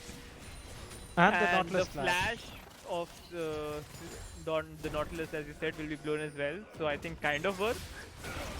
Danny just stepped disappeared. forward, just disappeared, as you said, from the auto attack from the Xayah. Now another hook lands and Sejuani goes down as well, and the Zac E was just so short. I think he misclicked or something. But this is bad. Yeah, they will move on to the Baron. Danny just walked up trying to, I don't know, ult, but he just died in the process. They did not respect the damage Xayah can put out. Yeah, the Xayah and the LeBlanc, who has so many kills and the completed Morellonomicon at this point. Now Team Roty will be looking to stop this, but I don't think that they can. Fubukyuti gets hooked in and dies. Kataklonda might follow. He flashes away, but I Kill Van Gogh flash follows. The Seraph Bridge will keep him safe, and they have deterred Deimos Force from taking the Baron at the cost of Fubukyuti's life. However, I think they use this time to move towards the Cloud Drake and set up for that instead.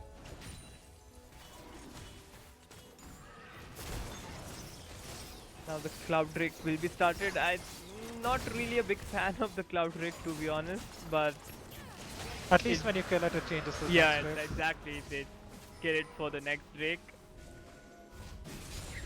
Oh, which This is also a Cloud a Drake. Cloud Drake, yep.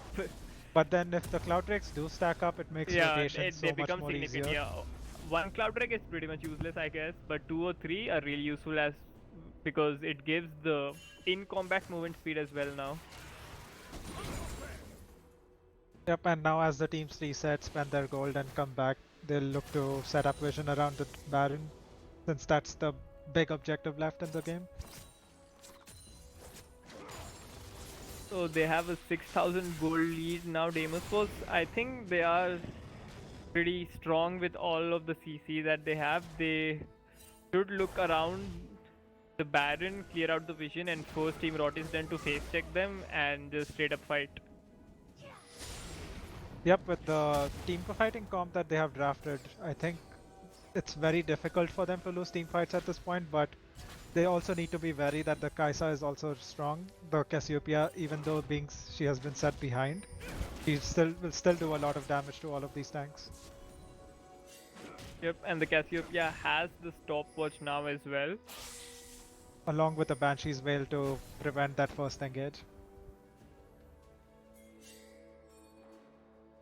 Now, all eyes would be on Captain Kirk on how he positions. A lot of these fights, LeBlanc just jumps on his face, and Kirk is basically out of the fight. So he will have to position himself for that. And the Baron is started up again by Deimos Force, and they turn. The Banshee's Veil will be taken down.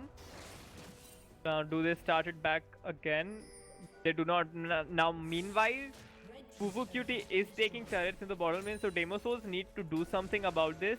They're losing tempo in the bottom side of the map. They decide to start it up again. RBX Forest is sitting there. Meanwhile, Fufu QT is continuing to split push. Deimos Souls needs to make a decision on what they need to do, and they need to do it right now. The Sejuani is forced to flash out, finding herself on the wrong side of the play, but the Renekton TP does come in. They stop the damage on the Baron, and the teamfight ensures a good Sejuani ultimate lands this time onto Savage. The LeBlanc takes down Captain Kirk completely, one shot sir. There are two separate fights coming on. Kadak Londa trying to do as much as he can, but the Zaya just does so much damage.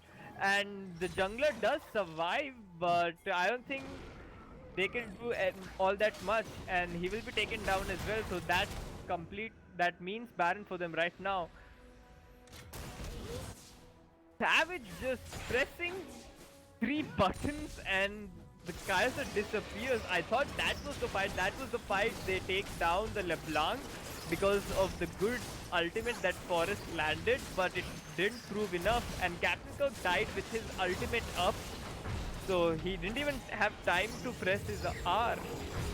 Yeah, that's where the gold lead actually comes in. If, for example, DF was a few thousand gold behind, if there were a few more items on the side of TRD, that could have been a completely different fight, but playing those fights from behind is way more difficult than having a lead.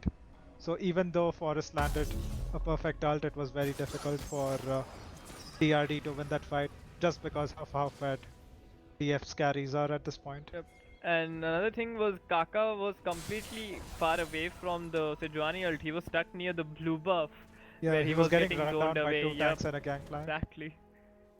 Zaya getting to free hit, and in those chokes sort of situations, Zaya's feather all grouped up do a lot of damage, so Zaya loves to fight in those situations.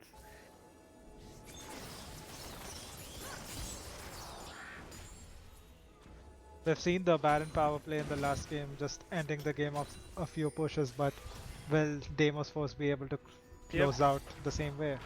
They do have 8,000 gold lead. Now Fufu QT is on his split duty again. But Fufu doesn't have TP. If a fight breaks out, there's no way he can join quickly. He has to commit to the split push now. I mean, there's no way he can push faster than 4 people with Baron. Yeah, that's why he's opted to recall, but even this recall might be a bit late. Oh, just 1W. The Sejuanial lands onto the Nautilus, so that's pretty much a waste. But the Zac gets caught out inside the base, will land up in his passive. Danny goes down as well, a good root land. But Fufu Cutie tries to jump the Zaya. He will ultimate out of that, and good positioning on the cutback onto the feathers, and this will be game, I'm assuming. The carries of TRT are still alive, so it could still go to anyone right now. Because DF is low on HP, while the Zac regens from his Warmogs, at least. Oh, and they do manage to clear the minions, but the second wave lands, the knockup lands onto Kaka. He gets knocked up again and again, and he loses out there. And that will be game number 2 going for Team Deimos both. So we will be heading into game number 3. Really excited for the next game. That will be the final game of this series. Yeah, this has been like a completely different Zac from the last game, and I think it's been really exciting to watch him make all these plays and get his laners ahead, and that did translate into the win at the end. Yep, my man of this game would definitely will be Darker Than Zed, coming up huge on his Zac, basically single-handedly getting his team ahead. Now looking at the damage graphs, we do see the Zaya and the LeBlanc basically head-to-head doing 20,000 damage a piece, whereas Kaka doing the most in his team. So guys, that will be it from Fireball and Crow for game number 2. Be sure to come back for game 3. To the untrained eye, you look like everyone else.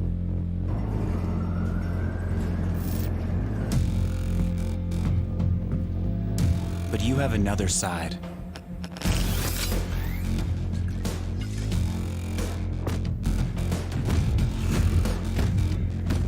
Embrace it with a machine that's worthy of you.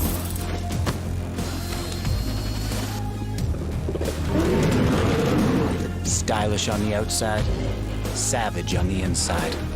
Legion by Lenovo, powered by Intel Core i7 processors.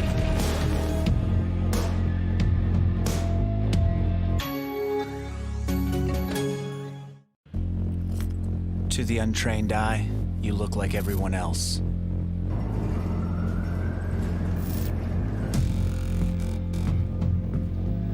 But you have another side.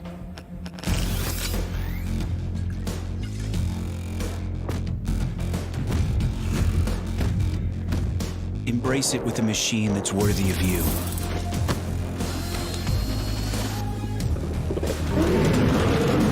Stylish on the outside, savage on the inside. Legion by Lenovo, powered by Intel Core i7 processors.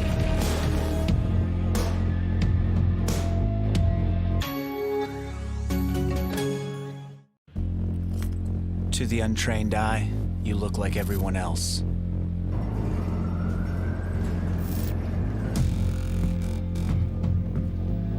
But you have another side.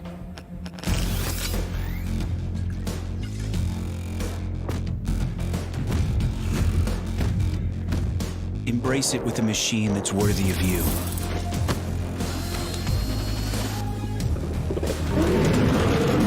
Stylish on the outside, savage on the inside. Legion by Lenovo, powered by Intel Core i7 processors.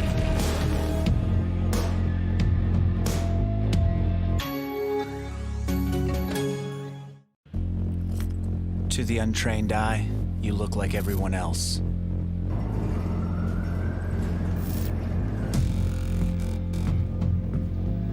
But you have another side.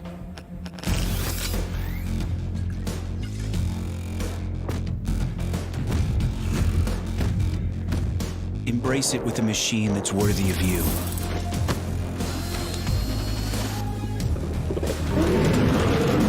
Stylish on the outside, savage on the inside. Legion by Lenovo, powered by Intel Core i7 processors.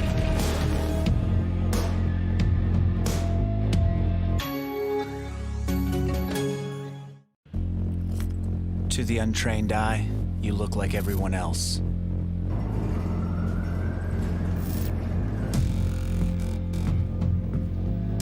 But But you have another side.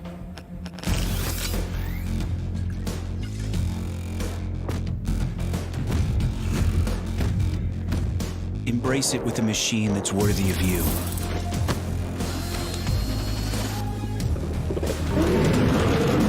Stylish on the outside, savage on the inside. Legion by Lenovo, powered by Intel Core i7 processors.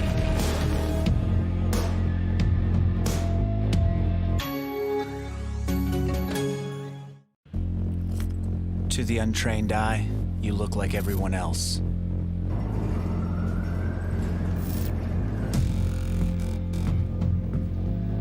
But you have another side.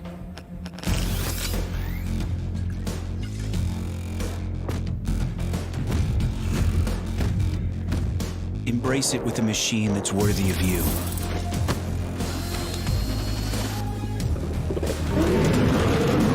Stylish on the outside, savage on the inside.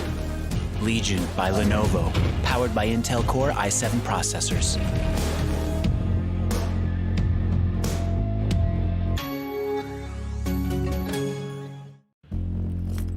To the untrained eye, you look like everyone else.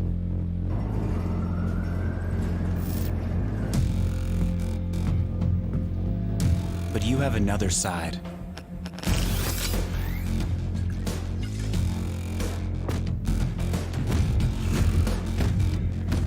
Embrace it with a machine that's worthy of you.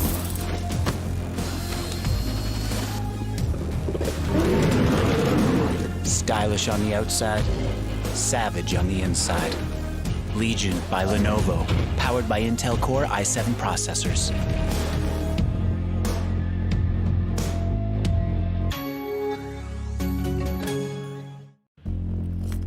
To the untrained eye, you look like everyone else.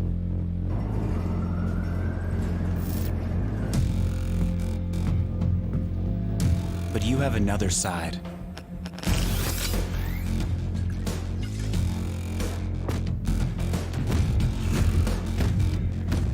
Embrace it with a machine that's worthy of you.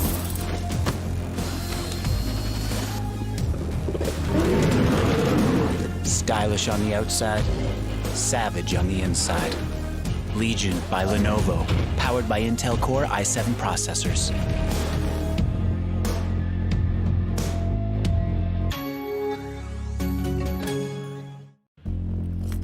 To the untrained eye, you look like everyone else.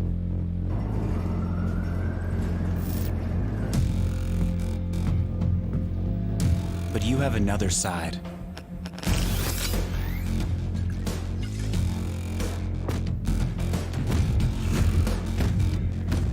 Embrace it with a machine that's worthy of you.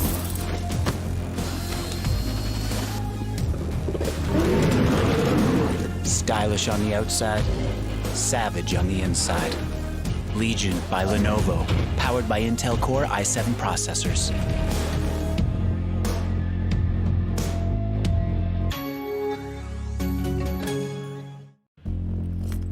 To the untrained eye, you look like everyone else.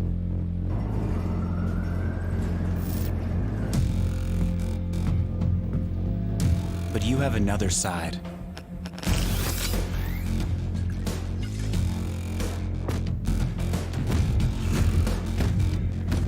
Embrace it with a machine that's worthy of you.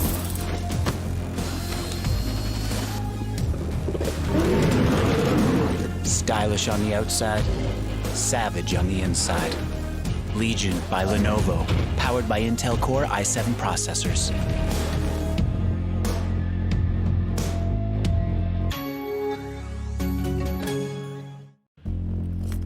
To the untrained eye, you look like everyone else.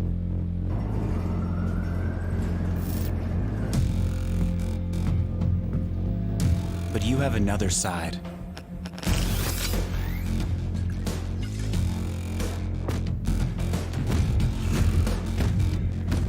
Embrace it with a machine that's worthy of you.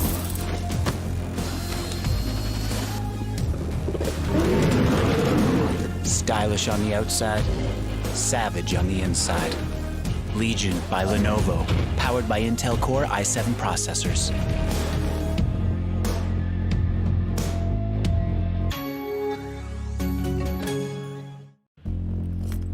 To the untrained eye, you look like everyone else.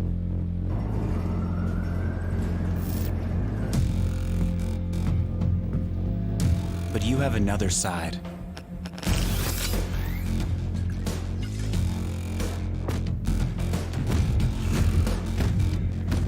Embrace it with a machine that's worthy of you.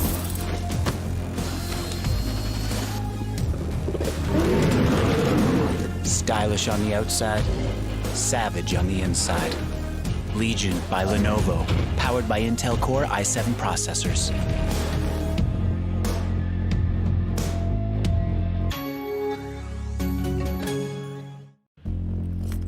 To the untrained eye, you look like everyone else.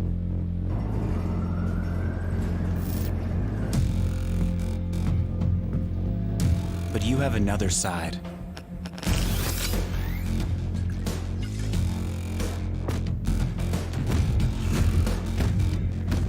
Embrace it with a machine that's worthy of you.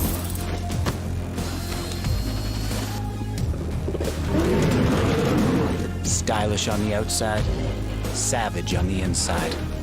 Legion by Lenovo, powered by Intel Core i7 processors.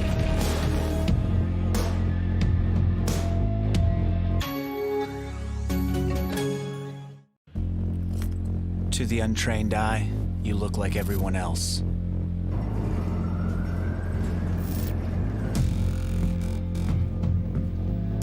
But you have another side.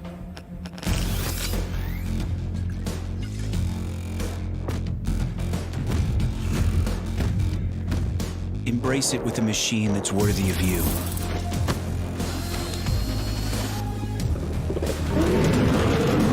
Stylish on the outside, savage on the inside. Legion by Lenovo, powered by Intel Core i7 processors.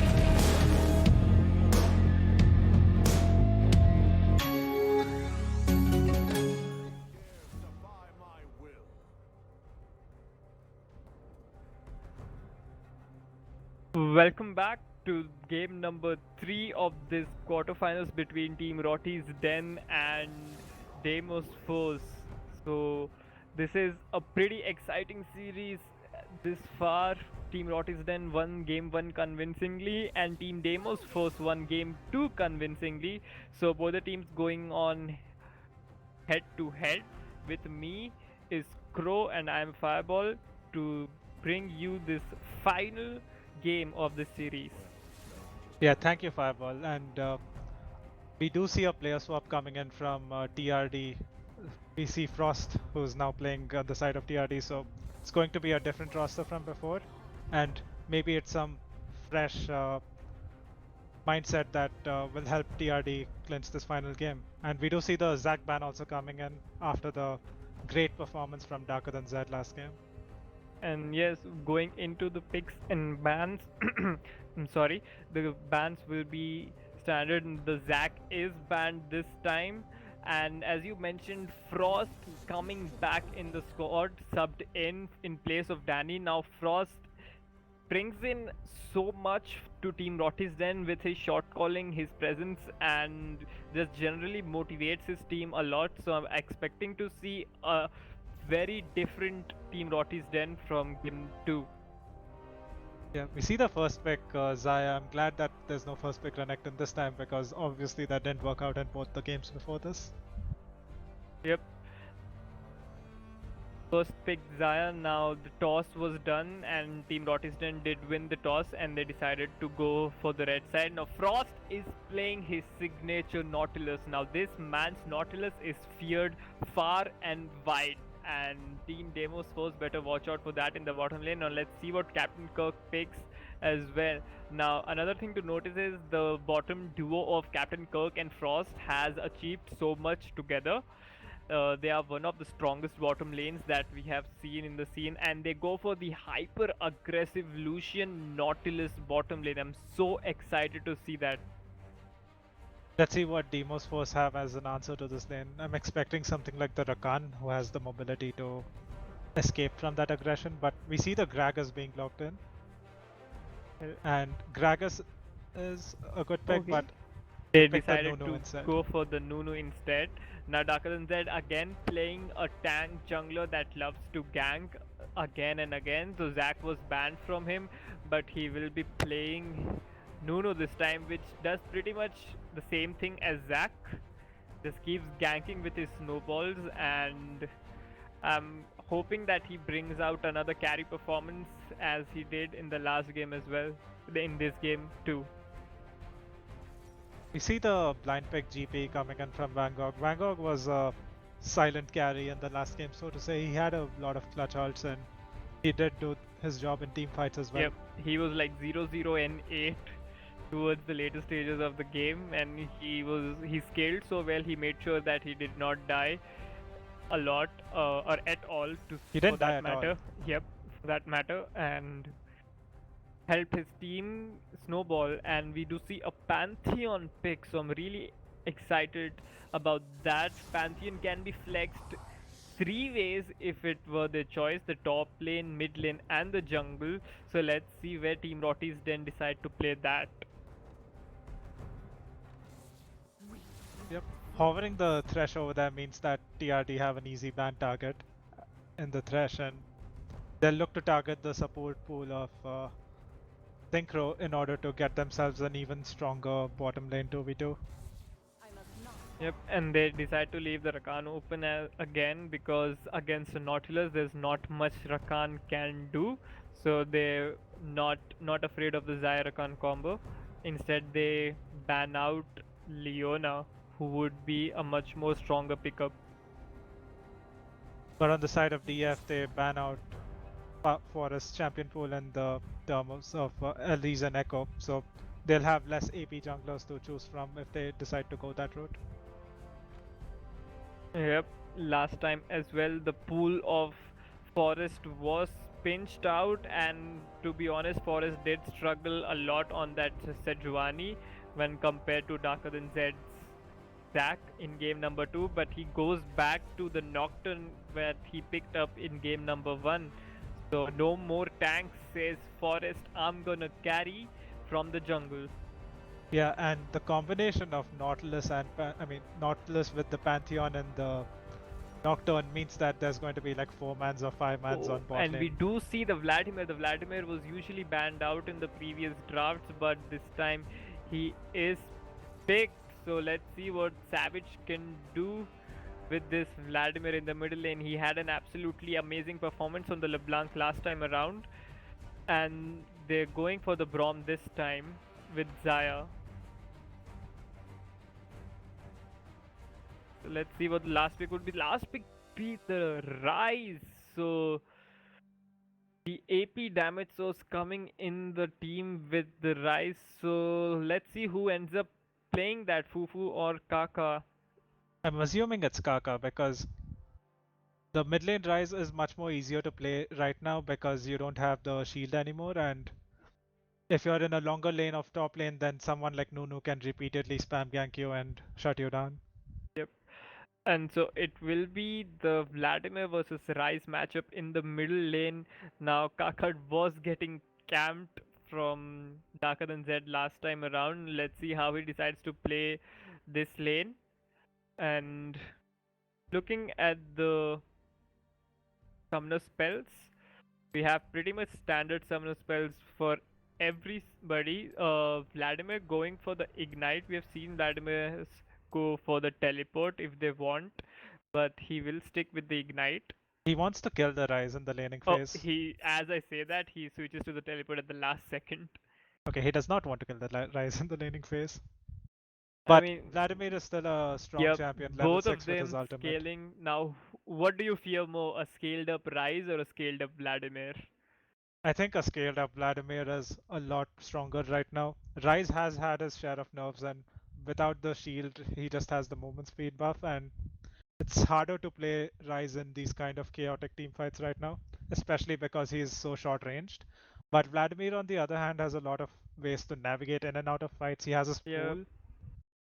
But the Rise will be more interesting to see with the combination of his rest of the team because they have so many globals, and they can get around the map really fast. Yes, and Rise just does a completely different thing as well. Where Vladimir is a team fighting monster, Rise is a split push monster. I don't think anyone can actually match the Rise one-on-one when he tries to split push. He just one-shots the wave, including the melee ones, in just two spells later on in the game. And I think brings out much more consistent damage when compared to the Vladimir, who brings out a lot of burst with his ultimate. So both of these extremely hyper carry kind of picks are gonna be worth to watch if the game goes longer. Really excited to see how this one goes because we have seen that both the teams are capable of snowballing their advantages, as we saw from game 1 and game 2. Now we are in the spectator delay, which gives me opportunity to remind our viewers to subscribe to the Legion Gaming YouTube channel to keep up with a lot of gaming stuff that is put out every single day. And again, as we are in the final game of the series, let's see that support in chat with the hashtag DFWin or hashtag TRDWin. Who do you think is going to take this just based on the draft?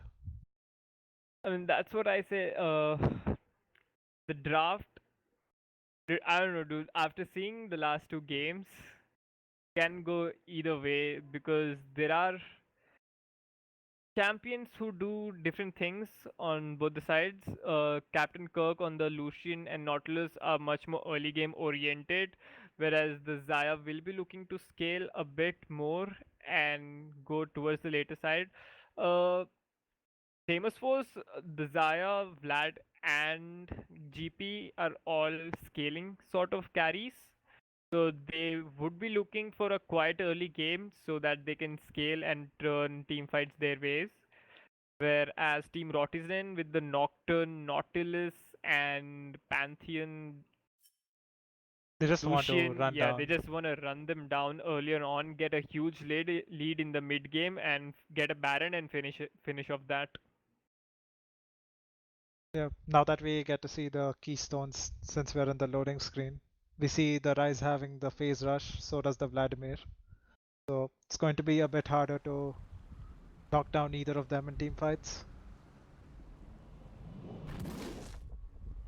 And we do see Synchro going for the exhaust, so we're quickly loading into the rift. Do you expect anything to happen level 1? We have the Braum on one side. So far, nothing has happened, and I don't expect things to change either. But now that we have the Nautilus and Frost is playing it, we could see something happen at level 1 maybe. I'm really excited to see how the substitute for Team Rotisden turns out for them. I don't think Danny had really bad performances. He did make some mistakes here and there, but seeing as the game had gone to match point, they have brought back their long time support and sort of an in-game team leader in Frost. Yeah, and also bringing in someone else with a fresh mentality after a defeat makes it a different team environment as well. We will be heading into a pause.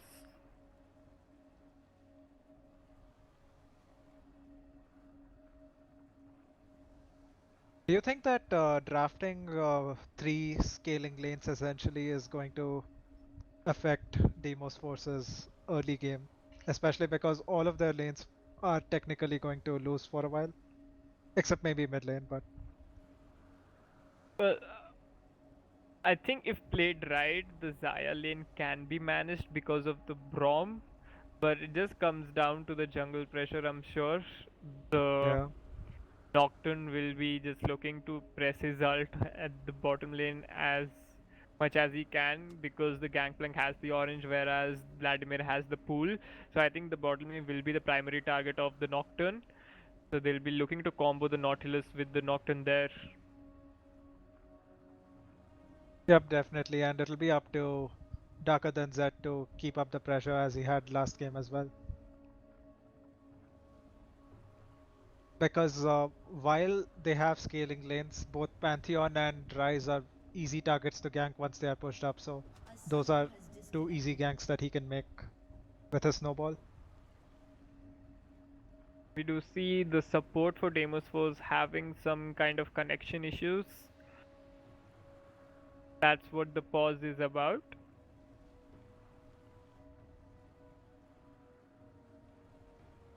Now, last time Darker Than Z started on the same side as Forest.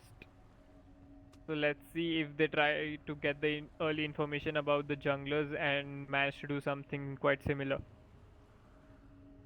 Yeah, I think Forrest might try to take the same path as he did in the first game, where he clears out his all blue side jungle into Scuttle.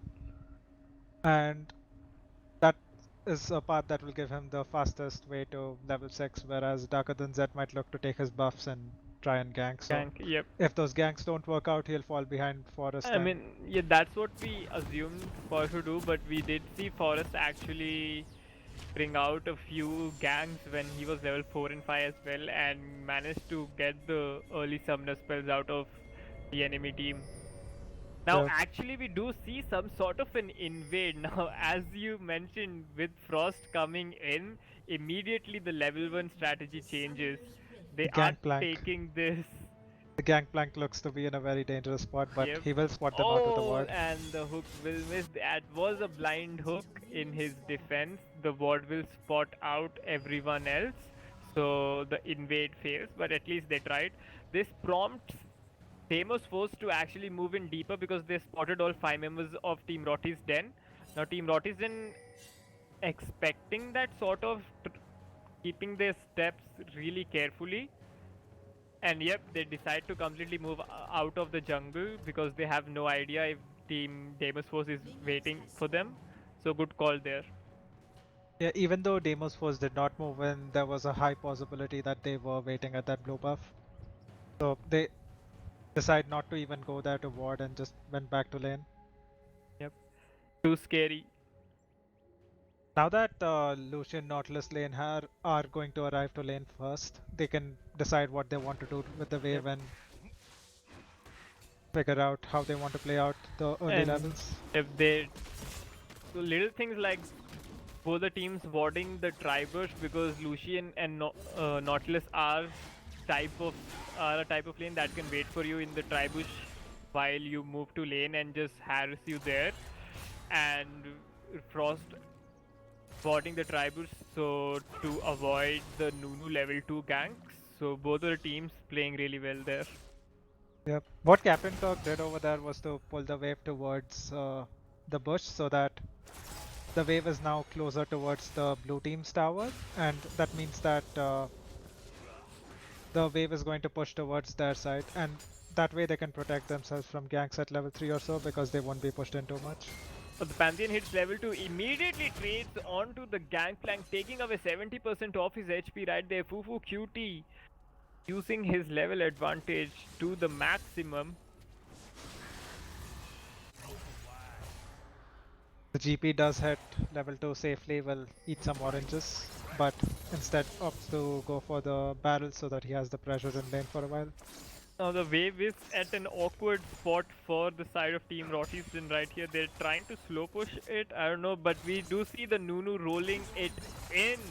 Now the call is to go in, the Braum moves forward, Captain Kirk takes a lot of damage, Frostmourne will tank the snowball, but the teleport is being channeled by Fufu QT on the backside, followed by the teleport from Michael Van Gogh. Lucian will pick up the first blood.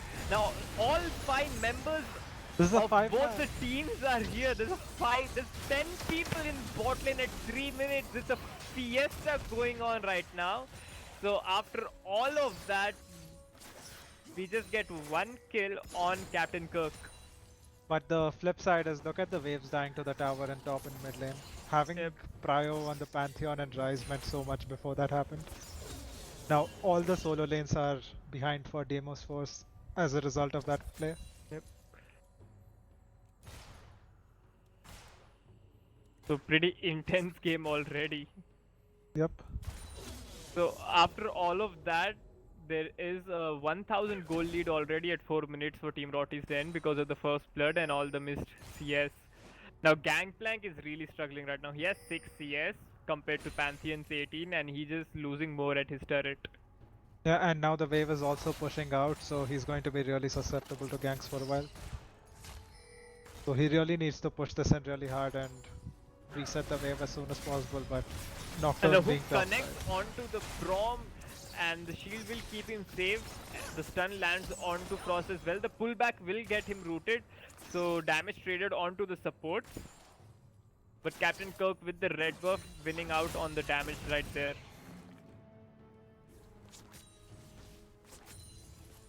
Yep, Kirk did not recall yet actually, so he hasn't gotten to spend any gold, but he does have the item advantage. I mean, the XP Gold advantage. advantage and XP advantage, yes.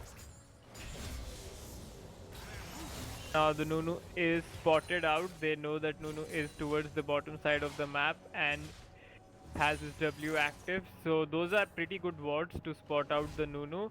And they have acknowledged that Darker Than Z was the real problem in game number 2, and they're trying to completely shut him off from having any impact in this game.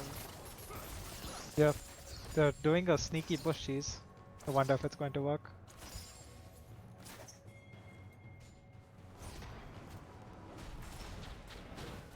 They did not want to back away and give up a whole wave, so they stay there and get the push off. Now the waves will reset in the middle lane.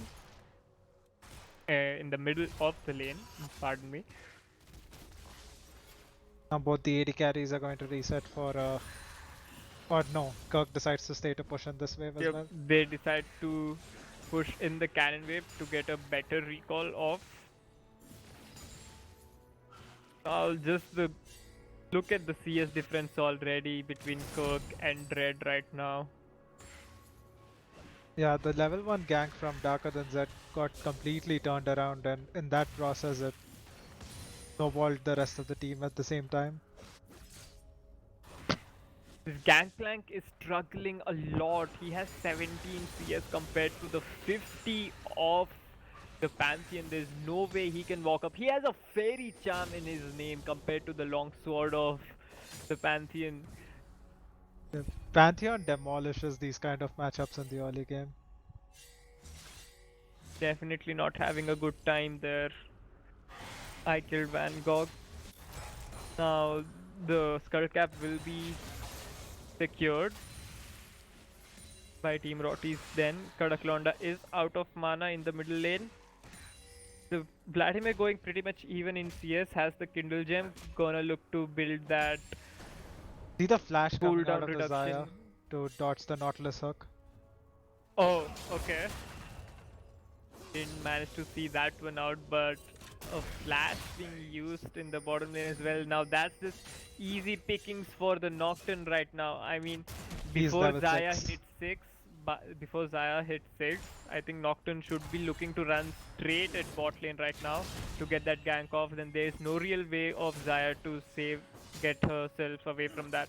And that's exactly what's happening. Nocturne is pathing straight towards bottom lane. Now let's see if he can get there in time. Zaya is almost halfway to 6. I don't think that... Okay, she is gonna get 6 from all these minions, but they are on a time frame. I think they're gonna dive as soon as the wave collides. Well, they did decide not to do it. Instead, they seem to they be go for moving the mountain towards... drake. Yep. Safer play. Oh.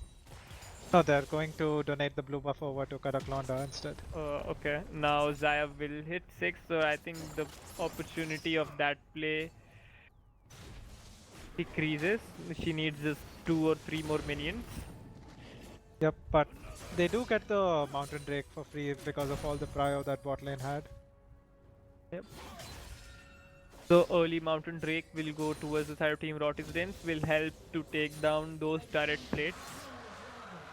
But definitely, especially when you're an early game team, you want to have that objective taking power, so that is something that will help them close out the game. A good route on to Captain Kirk.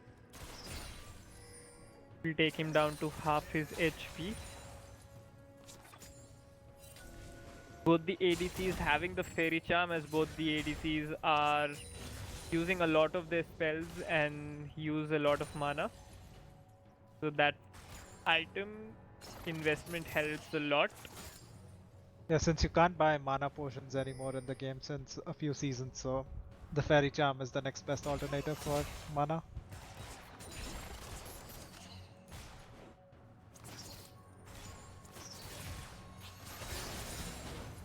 Nocturne's hanging around bot lane, he's definitely looking for a level 6 play, but Deimos Force are not exposing themselves to any ganks yeah, right now. and the Zaya is 6 as well, so relatively a lot safer.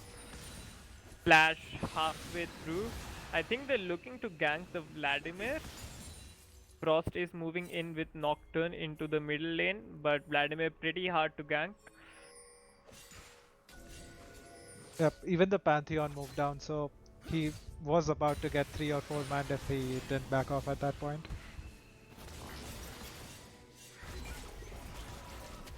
Now Darker Than Zed unable to have the sort of impact he had in the previous game. Team Roty's been doing exceptionally well to completely shut him down, ward him off, predict where he will be, and just in the lanes as well, the laners having so much priority that the Nunu is not able to do as much. Yeah, definitely, and having losing lanes also means that it's very easy for Team Roty's then to counter gank and just win the 2v2 fight, so not taking a fight right now is probably the best thing that Nunu can do. Now Team Roty's then takes the Scuttle Crab at 10 minutes, will be looking to take down those plates. Yeah, we see 3 people Roty's again. then suddenly looks like a completely different team from the previous 2 games. As soon as Frost joins, they have just so much linearity, like they know what they're about to do, and they're so fast tempoed right now.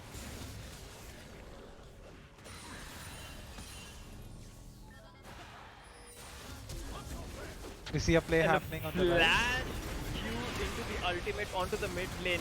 Kaka will not get stunned. They're unable to land the Braum passive. The teleport landing from Fufucuti in the background. Forest almost goes down, will be taken down by Savage. Fufucuti surviving because he is Pantheon and can tank a lot of damage. Frostmoon joins the fight as well, will hook back Savage, who uses the pool to run away and will heal up with his Q. So at the end of that exchange, it's just a 1 kill for the side of Deimos Force. So again we see a team fight happens and suddenly all 5 members from both the teams arrive. So this is really a high octane game going on right now. So Kaka would have gone down if someone auto attacked him one more time. The Braum passive wasn't completely stacked. Yeah, that's where the phase rush also comes in. He just proc that ability and ran away. And then he re-engaged once he was safe. And DF will be ulted down by Captain Kirk, who flashes away and outplays Captain Kirk right there.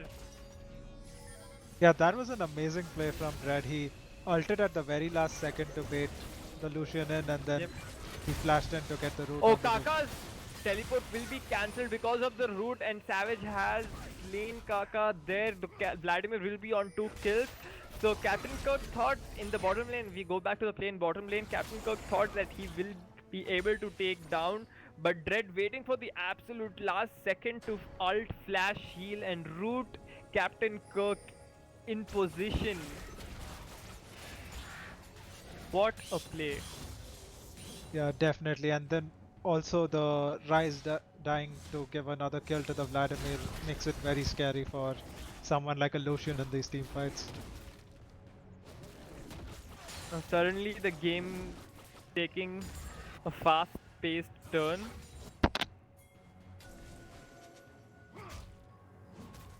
Yeah, right now it's the gold is dead even. There's 200 gold on the side of TRD, but that's considering the plates that they got. And Yeah, the laners still have significant CS advantages in the bottom lane and the top lane. But the mid lane is just completely Vladimir's. This is his kingdom right now. you see the second mountain being started up, and there's no answer from them, of course. 2 mountains is huge for Team Roty's then, I guess.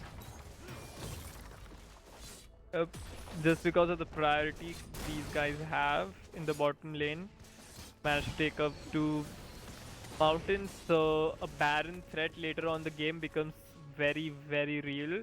they can just melt the Baron down with 2 mountains. Yep. And they have someone like Ryze who can constantly dish out insane DPS to those single target objectives. So they need to be really careful coming 6 minutes. The Baron is going to spawn and a few seconds is enough for it to melt. Now we are 15 minutes into game number 3, the final game of this quarterfinal between Team Roty's Den and Deimos. We see Darker Than Z moving on towards Fufu Cutie, will root him up. The barrel will land and Fufu Cutie trying to outplay as much as he can but will fail to do so. Darker Than Z on the map doing stuff again for his team after a slow start. Ganking left and right, getting kills for his laners. It has been a pretty graceful comeback from the GP because he was down quite a lot in the early game and now he's almost back at par. He actually has dead equal gold compared to the Pantheon right now, so definitely a feels good for him.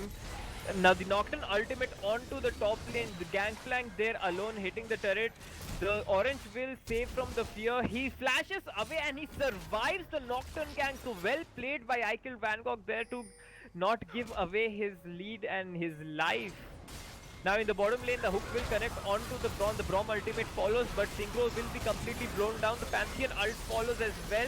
DF Dread doing so much damage from the background. Darker Than Z survives, but here comes Vladimir. The root will root up both the carries in the backside, but Savage trying to dive in, cannot go past Frost, but managed to get him down. Now Nunu comes back in, heals so much, gets the kill onto the Pantheon. DF Dread will finish off Kaka right there, and completely turned around by Deimos Force in the bottom side. Frostmourne starting that play with a good hook onto Synchro, but Synchro surviving with a sliver of HP and completely turned around by Savage and Dread. Yeah, that was a 4-man Vladimir ult combined with a Xayah root on nearly everyone, so they simply melted once that combo happened and they didn't respect the Vladimir damage while moving into the choke point and the Xayah feathers at the same time. This game is getting out of hand, this game is getting to the snowball position, and Vladimir, who is supposed to be a late game carry, has 3 early kills. Now he is gonna be so strong moving forward. Same can be said about the Xayah, has completed the Essence Reaver there, sitting on a 1800 gold bank right now as well. Will recall to get those items. So Deimos Force have come to play. Yeah, and even though Darker Than Z did not have the impact he did last game, he has been there at the right places at the right times, and in the small opportunity windows that he had, he made the most of them. Darker Than Z having 6 out of his 7 KP. Forest right now sitting on that 0-1-0, his ult not being able to kill anyone as of yet. Now Darker Than Z doing as much as he can. The hook will land onto the Vladimir, but they decide not to engage on him. The Vladimir ult will be put down onto the Ryze, but nothing follows off of that. Dude, I'm getting so excited to see how this game goes. Yeah, now the bounties are on the side of DF, so it's up to TRD to get these objectives down as soon as possible because they are going to get outscaled. Those 2 mountains helping out a lot in sieging as well. The 2 turrets have been taken down by Team Roty's 10 compared to the 1 of Deimos Force. Yeah. And the next dragon is Infernal, so this is going to be something that DF have to fight for. Their carries are in strong position, so they should not be giving away this Drake for free. Savage Proto Belts in onto Captain Kirk, trying to scare him away. Now guess what dragon we have? We have the Infernal Drake, and I'm pretty sure both the teams will not like to give that away for free. Captain Kirk dashes onto the Vladimir and almost one-shots the Vladimir. The Nocturne ult will follow, and Vladimir just heals the forest, disrespecting the amount of heal Vladimir can have, and just dies before the Infernal Drake comes up. Now that would mean the dragon going towards Deimos Force. Forrest thought that he can completely kill the Vladimir, but combined with Zaya's heal and his Q, he just heals back so much. And he goes into a face tank of the Braum Yep. ult and he just gets CC'd before he can get any other damage out.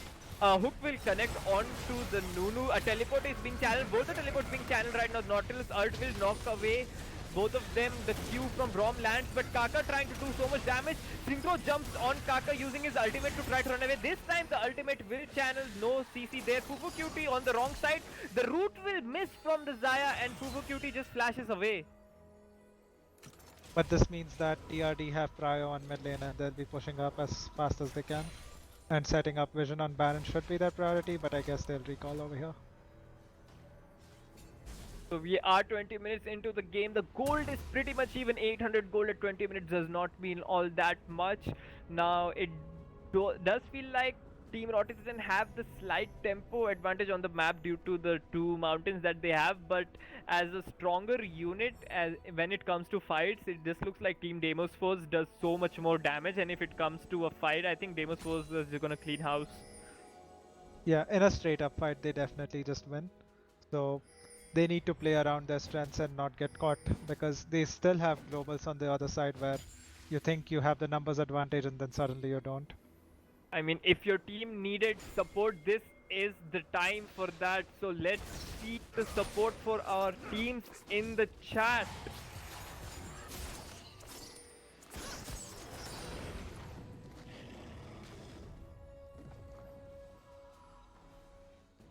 Now, Baron Vision is a priority. The Scuttle Cap will be taken down by Darker Than Z on the bottom side of the map. Now, Pink Wards in the Baron Pit by Team Roty's Den. Now, the Vision on the bottom side actually being cleared by Darker Than Z. Vanguard does not have TP, but the Pantheon still has his ultimate, so if he gets stuck in a side lane, it's very difficult for him to join a fight at this point. So he needs to be careful about not overextending too much. Now we see the Executioner's Calling being done on the Lucian as well, so that will significantly cut down Vladimir's healing, but there's no Morellonomicon or such on the rise. So the Pantheon ultimate being channeled. Oh no, that was the recall. Whoops. That deceptively looks like the ultimate being channeled. Yeah, but the Pantheon elects to go back bot lane over here, and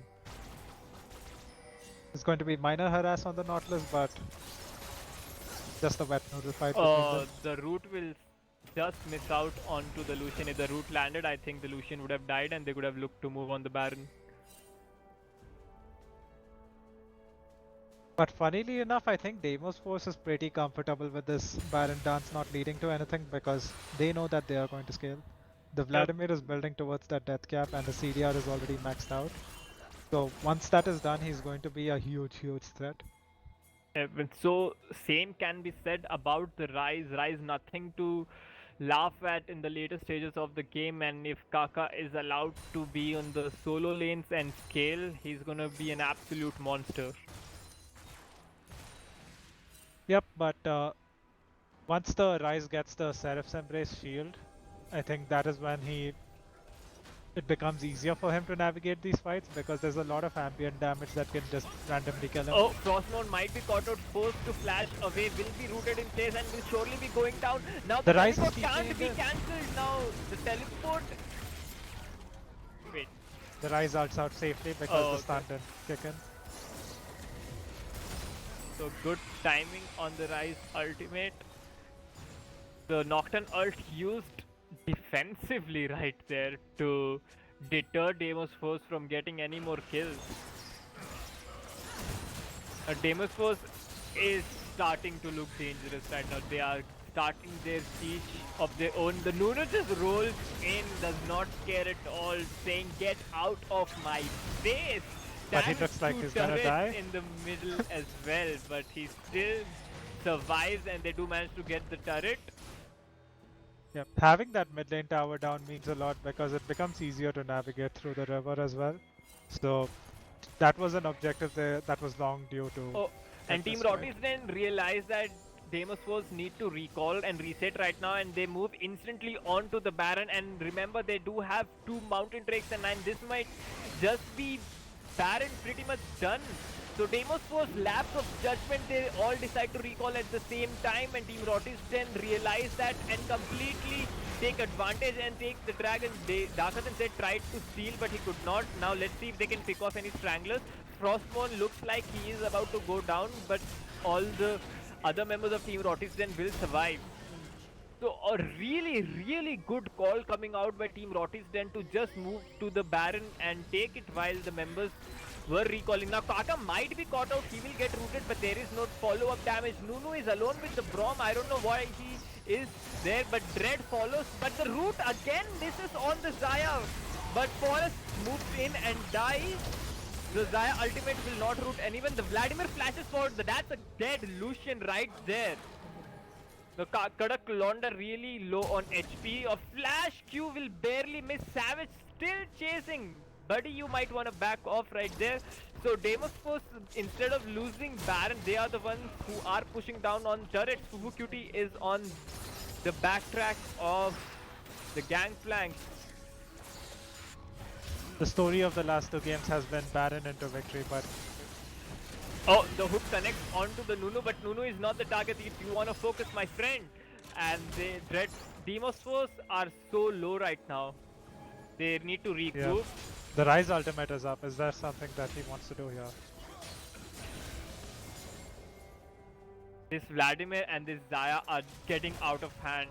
They are completely online. The Xayah with 2 items, like as soon as she finishes her 1 Zeal item, she's just going to do so much damage, and she's left, if left alone, she can just kill everybody in a blink of an eye. Yeah, however, we see a minor stop on the way for the Zeal item as the Xayah picks up the stopwatch, so it's another defensive item apart from her ultimate. That could be a very smart pick. Yes. Let's see how that is used later on in the team fight. Yes, so we've seen the Baron in the last couple of games being the deciding factor in the game. However, this Baron has actually led to more loss of towers than anything for a TRD. Negative Baron power play for TRD. Now, despite all of that, the game still pretty much even. Just 2,000 goal lead for Deimos Force at 26 minutes. Yep, but the scorelines tell another story. It's 12-2, but there's only a 3,000 goal gap. That's mainly because of how well TRD have their basics down. They're up in CS. Their early games went really well, so that's how the game is still relevant. Captain Kirk CSing like an absolute monster, has 250 CS at 27 minutes. Now Xayah is 4-0-4, but has only 100 more gold than Captain Kirk. Captain Kirk, just because of his amazing CSing skills, is pretty much even with the Xayah. Now in the bottom lane, we might see a fight breakdown for this turret. Darker than Zed just moves in. Root 3 people.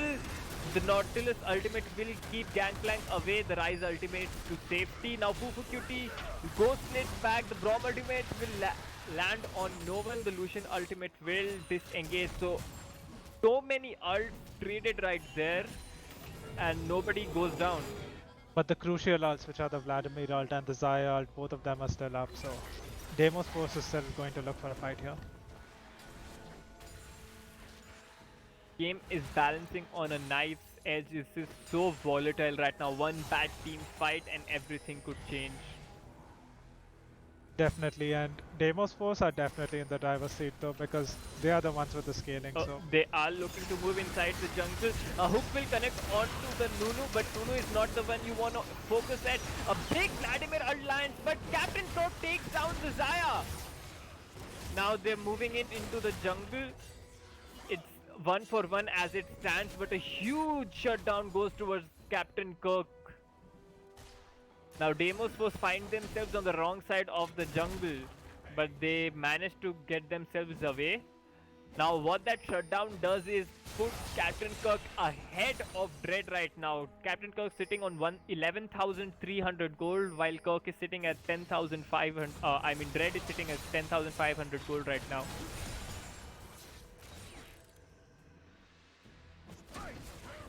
Now suddenly Team Roty's then look to take down the mid turret. Another hook lands onto the bomb and then ultimate follows. Frostmourne being clutch in there.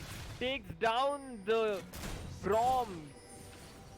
These Nautilus hooks are doing so much work for Team Roty's Den right now. Yep, and Frost has 100% kill participation.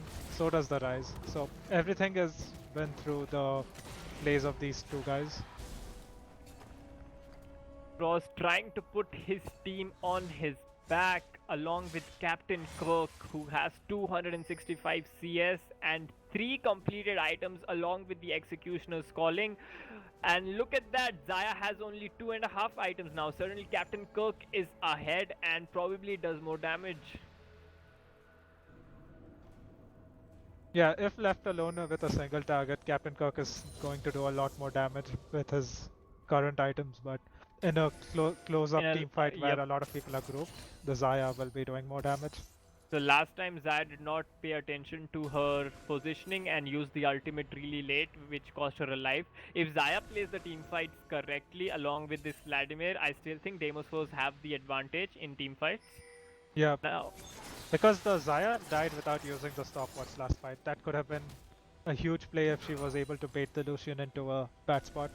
But that didn't happen and the Xayah got caught out. They are moving in towards the Baron. The Nunu will start rolling the snowball. And the flash ultimate landing on 3 people from the Vladimir. The Lucian almost getting one-shot. The Frost will go down. The Nautilus does go down. The Lucian actually survives with the help of his Phantom Dancer. A big play coming by Savage right there. Yeah, and this means Baron because everyone is way too low to respond, but Nocturne and Pantheon are making their way there. Deimos actually does not decide to start the Baron. They could have waited a lot more, I think, but they rush it. But Kaka is getting caught out by the Nunu again. Brom ultimate lands, and this is a big team fight right now. Xayah doing so much damage, and this might just be game. They decide to just push down mid. They just decide to run it down mid. The Nocturne is basically 0 HP and can't do anything. The Brom will try to stop the recalls, but they don't have minions. The Brom does stop the recall. The minions do arrive. Frostmourne arrives back, respawns. Now they are hitting the inhibitor right now. Let's see if they decide to move forward and go for the end. No, they actually decide to back off. They have 20 seconds left on the carries, where as they do see the Mountain Drake. That's the third Mountain Drake, so they decide to move towards for that. If I think they could have gotten more, but they decide to play it safe and not risk it. But huge team fights coming out from the side of Deimos Force. Now they have a Mountain Drake for themselves. Yeah, and that means that the next time TRD take a fight where they are on the losing end, Deimos Force will actually have the confidence to go run down the Baron. Vladimir is coming up so huge and darker than Z again. 16 out of 17 kill participation. Darker than Z has been the man of the series so by far. Yeah, combined with Savage in the last 2 games as well, both of these guys have been doing really well. And the rest of the team have been Savage is doing well is darker than Z. The way he got him the lead and the way he's putting in work, the Nunu is coming up huge. Now we see Deimos first actually pinging towards the Baron and they're trying to clear out the vision. They did miss a pink ward in the bush though, so in the Baron pit though, so someone will eventually have to go clear that. Now there's a death press set up by Team Roty's Den, but I don't think anyone is trying to face that. The Rise has 3 completed items, the Morlonomicon, the Syrup's Embrace and the completely stacked Rod of Ages, so he is doing a lot of damage there. But look at that, the Xayah still has the stopwatch, has 3 completed items along with the BF Sword. This Xayah is a scary ADC. The Nocturne ultimate will go onto the Nunu for some reason. And Nunu is full HP right now. And Captain Kirk, Kadaklonda will go down. BF threat taking down Fufu QT.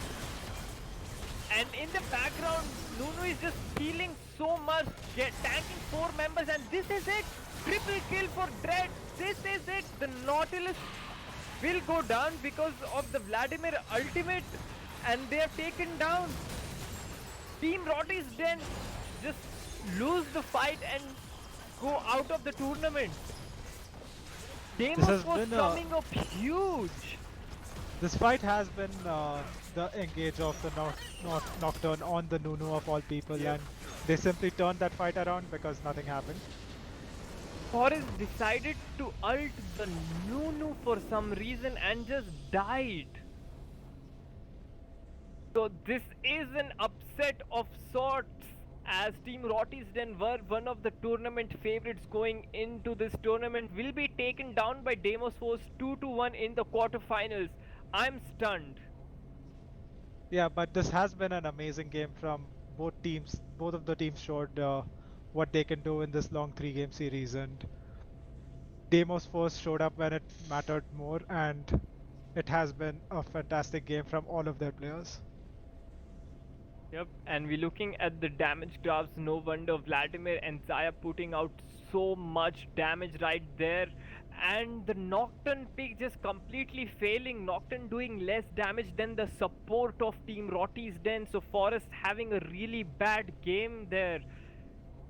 Yeah, and I think all of the lanes were actually playing around the Nocturne ultimate so well that he didn't really have anything to fight over. So this has been a big upset in the tournament, and that will be it for us. And thank you for watching, guys. So I'm still at a loss of words after what I've seen in this 3-game series.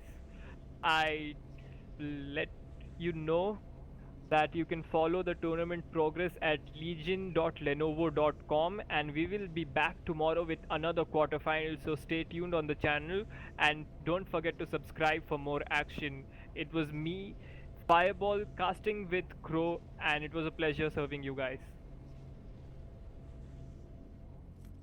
To the untrained eye, you look like everyone else.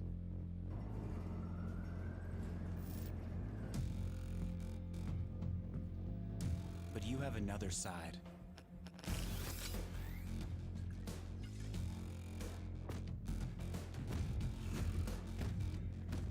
Embrace it with a machine that's worthy of you.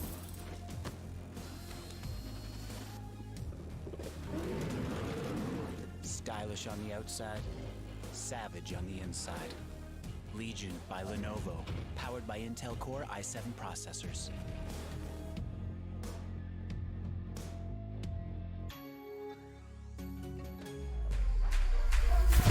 Think she can't get a last-second clutch? Watch this. Think he can't carry his team while streaming in high resolution? All the while recording a once-in-a-lifetime win? Watch this. Think leveling up only happens in-game? Watch this. On Intel Core i7, they'll rise to every challenge. Now it's your turn. Game, record, stream without compromise on Intel Core i7.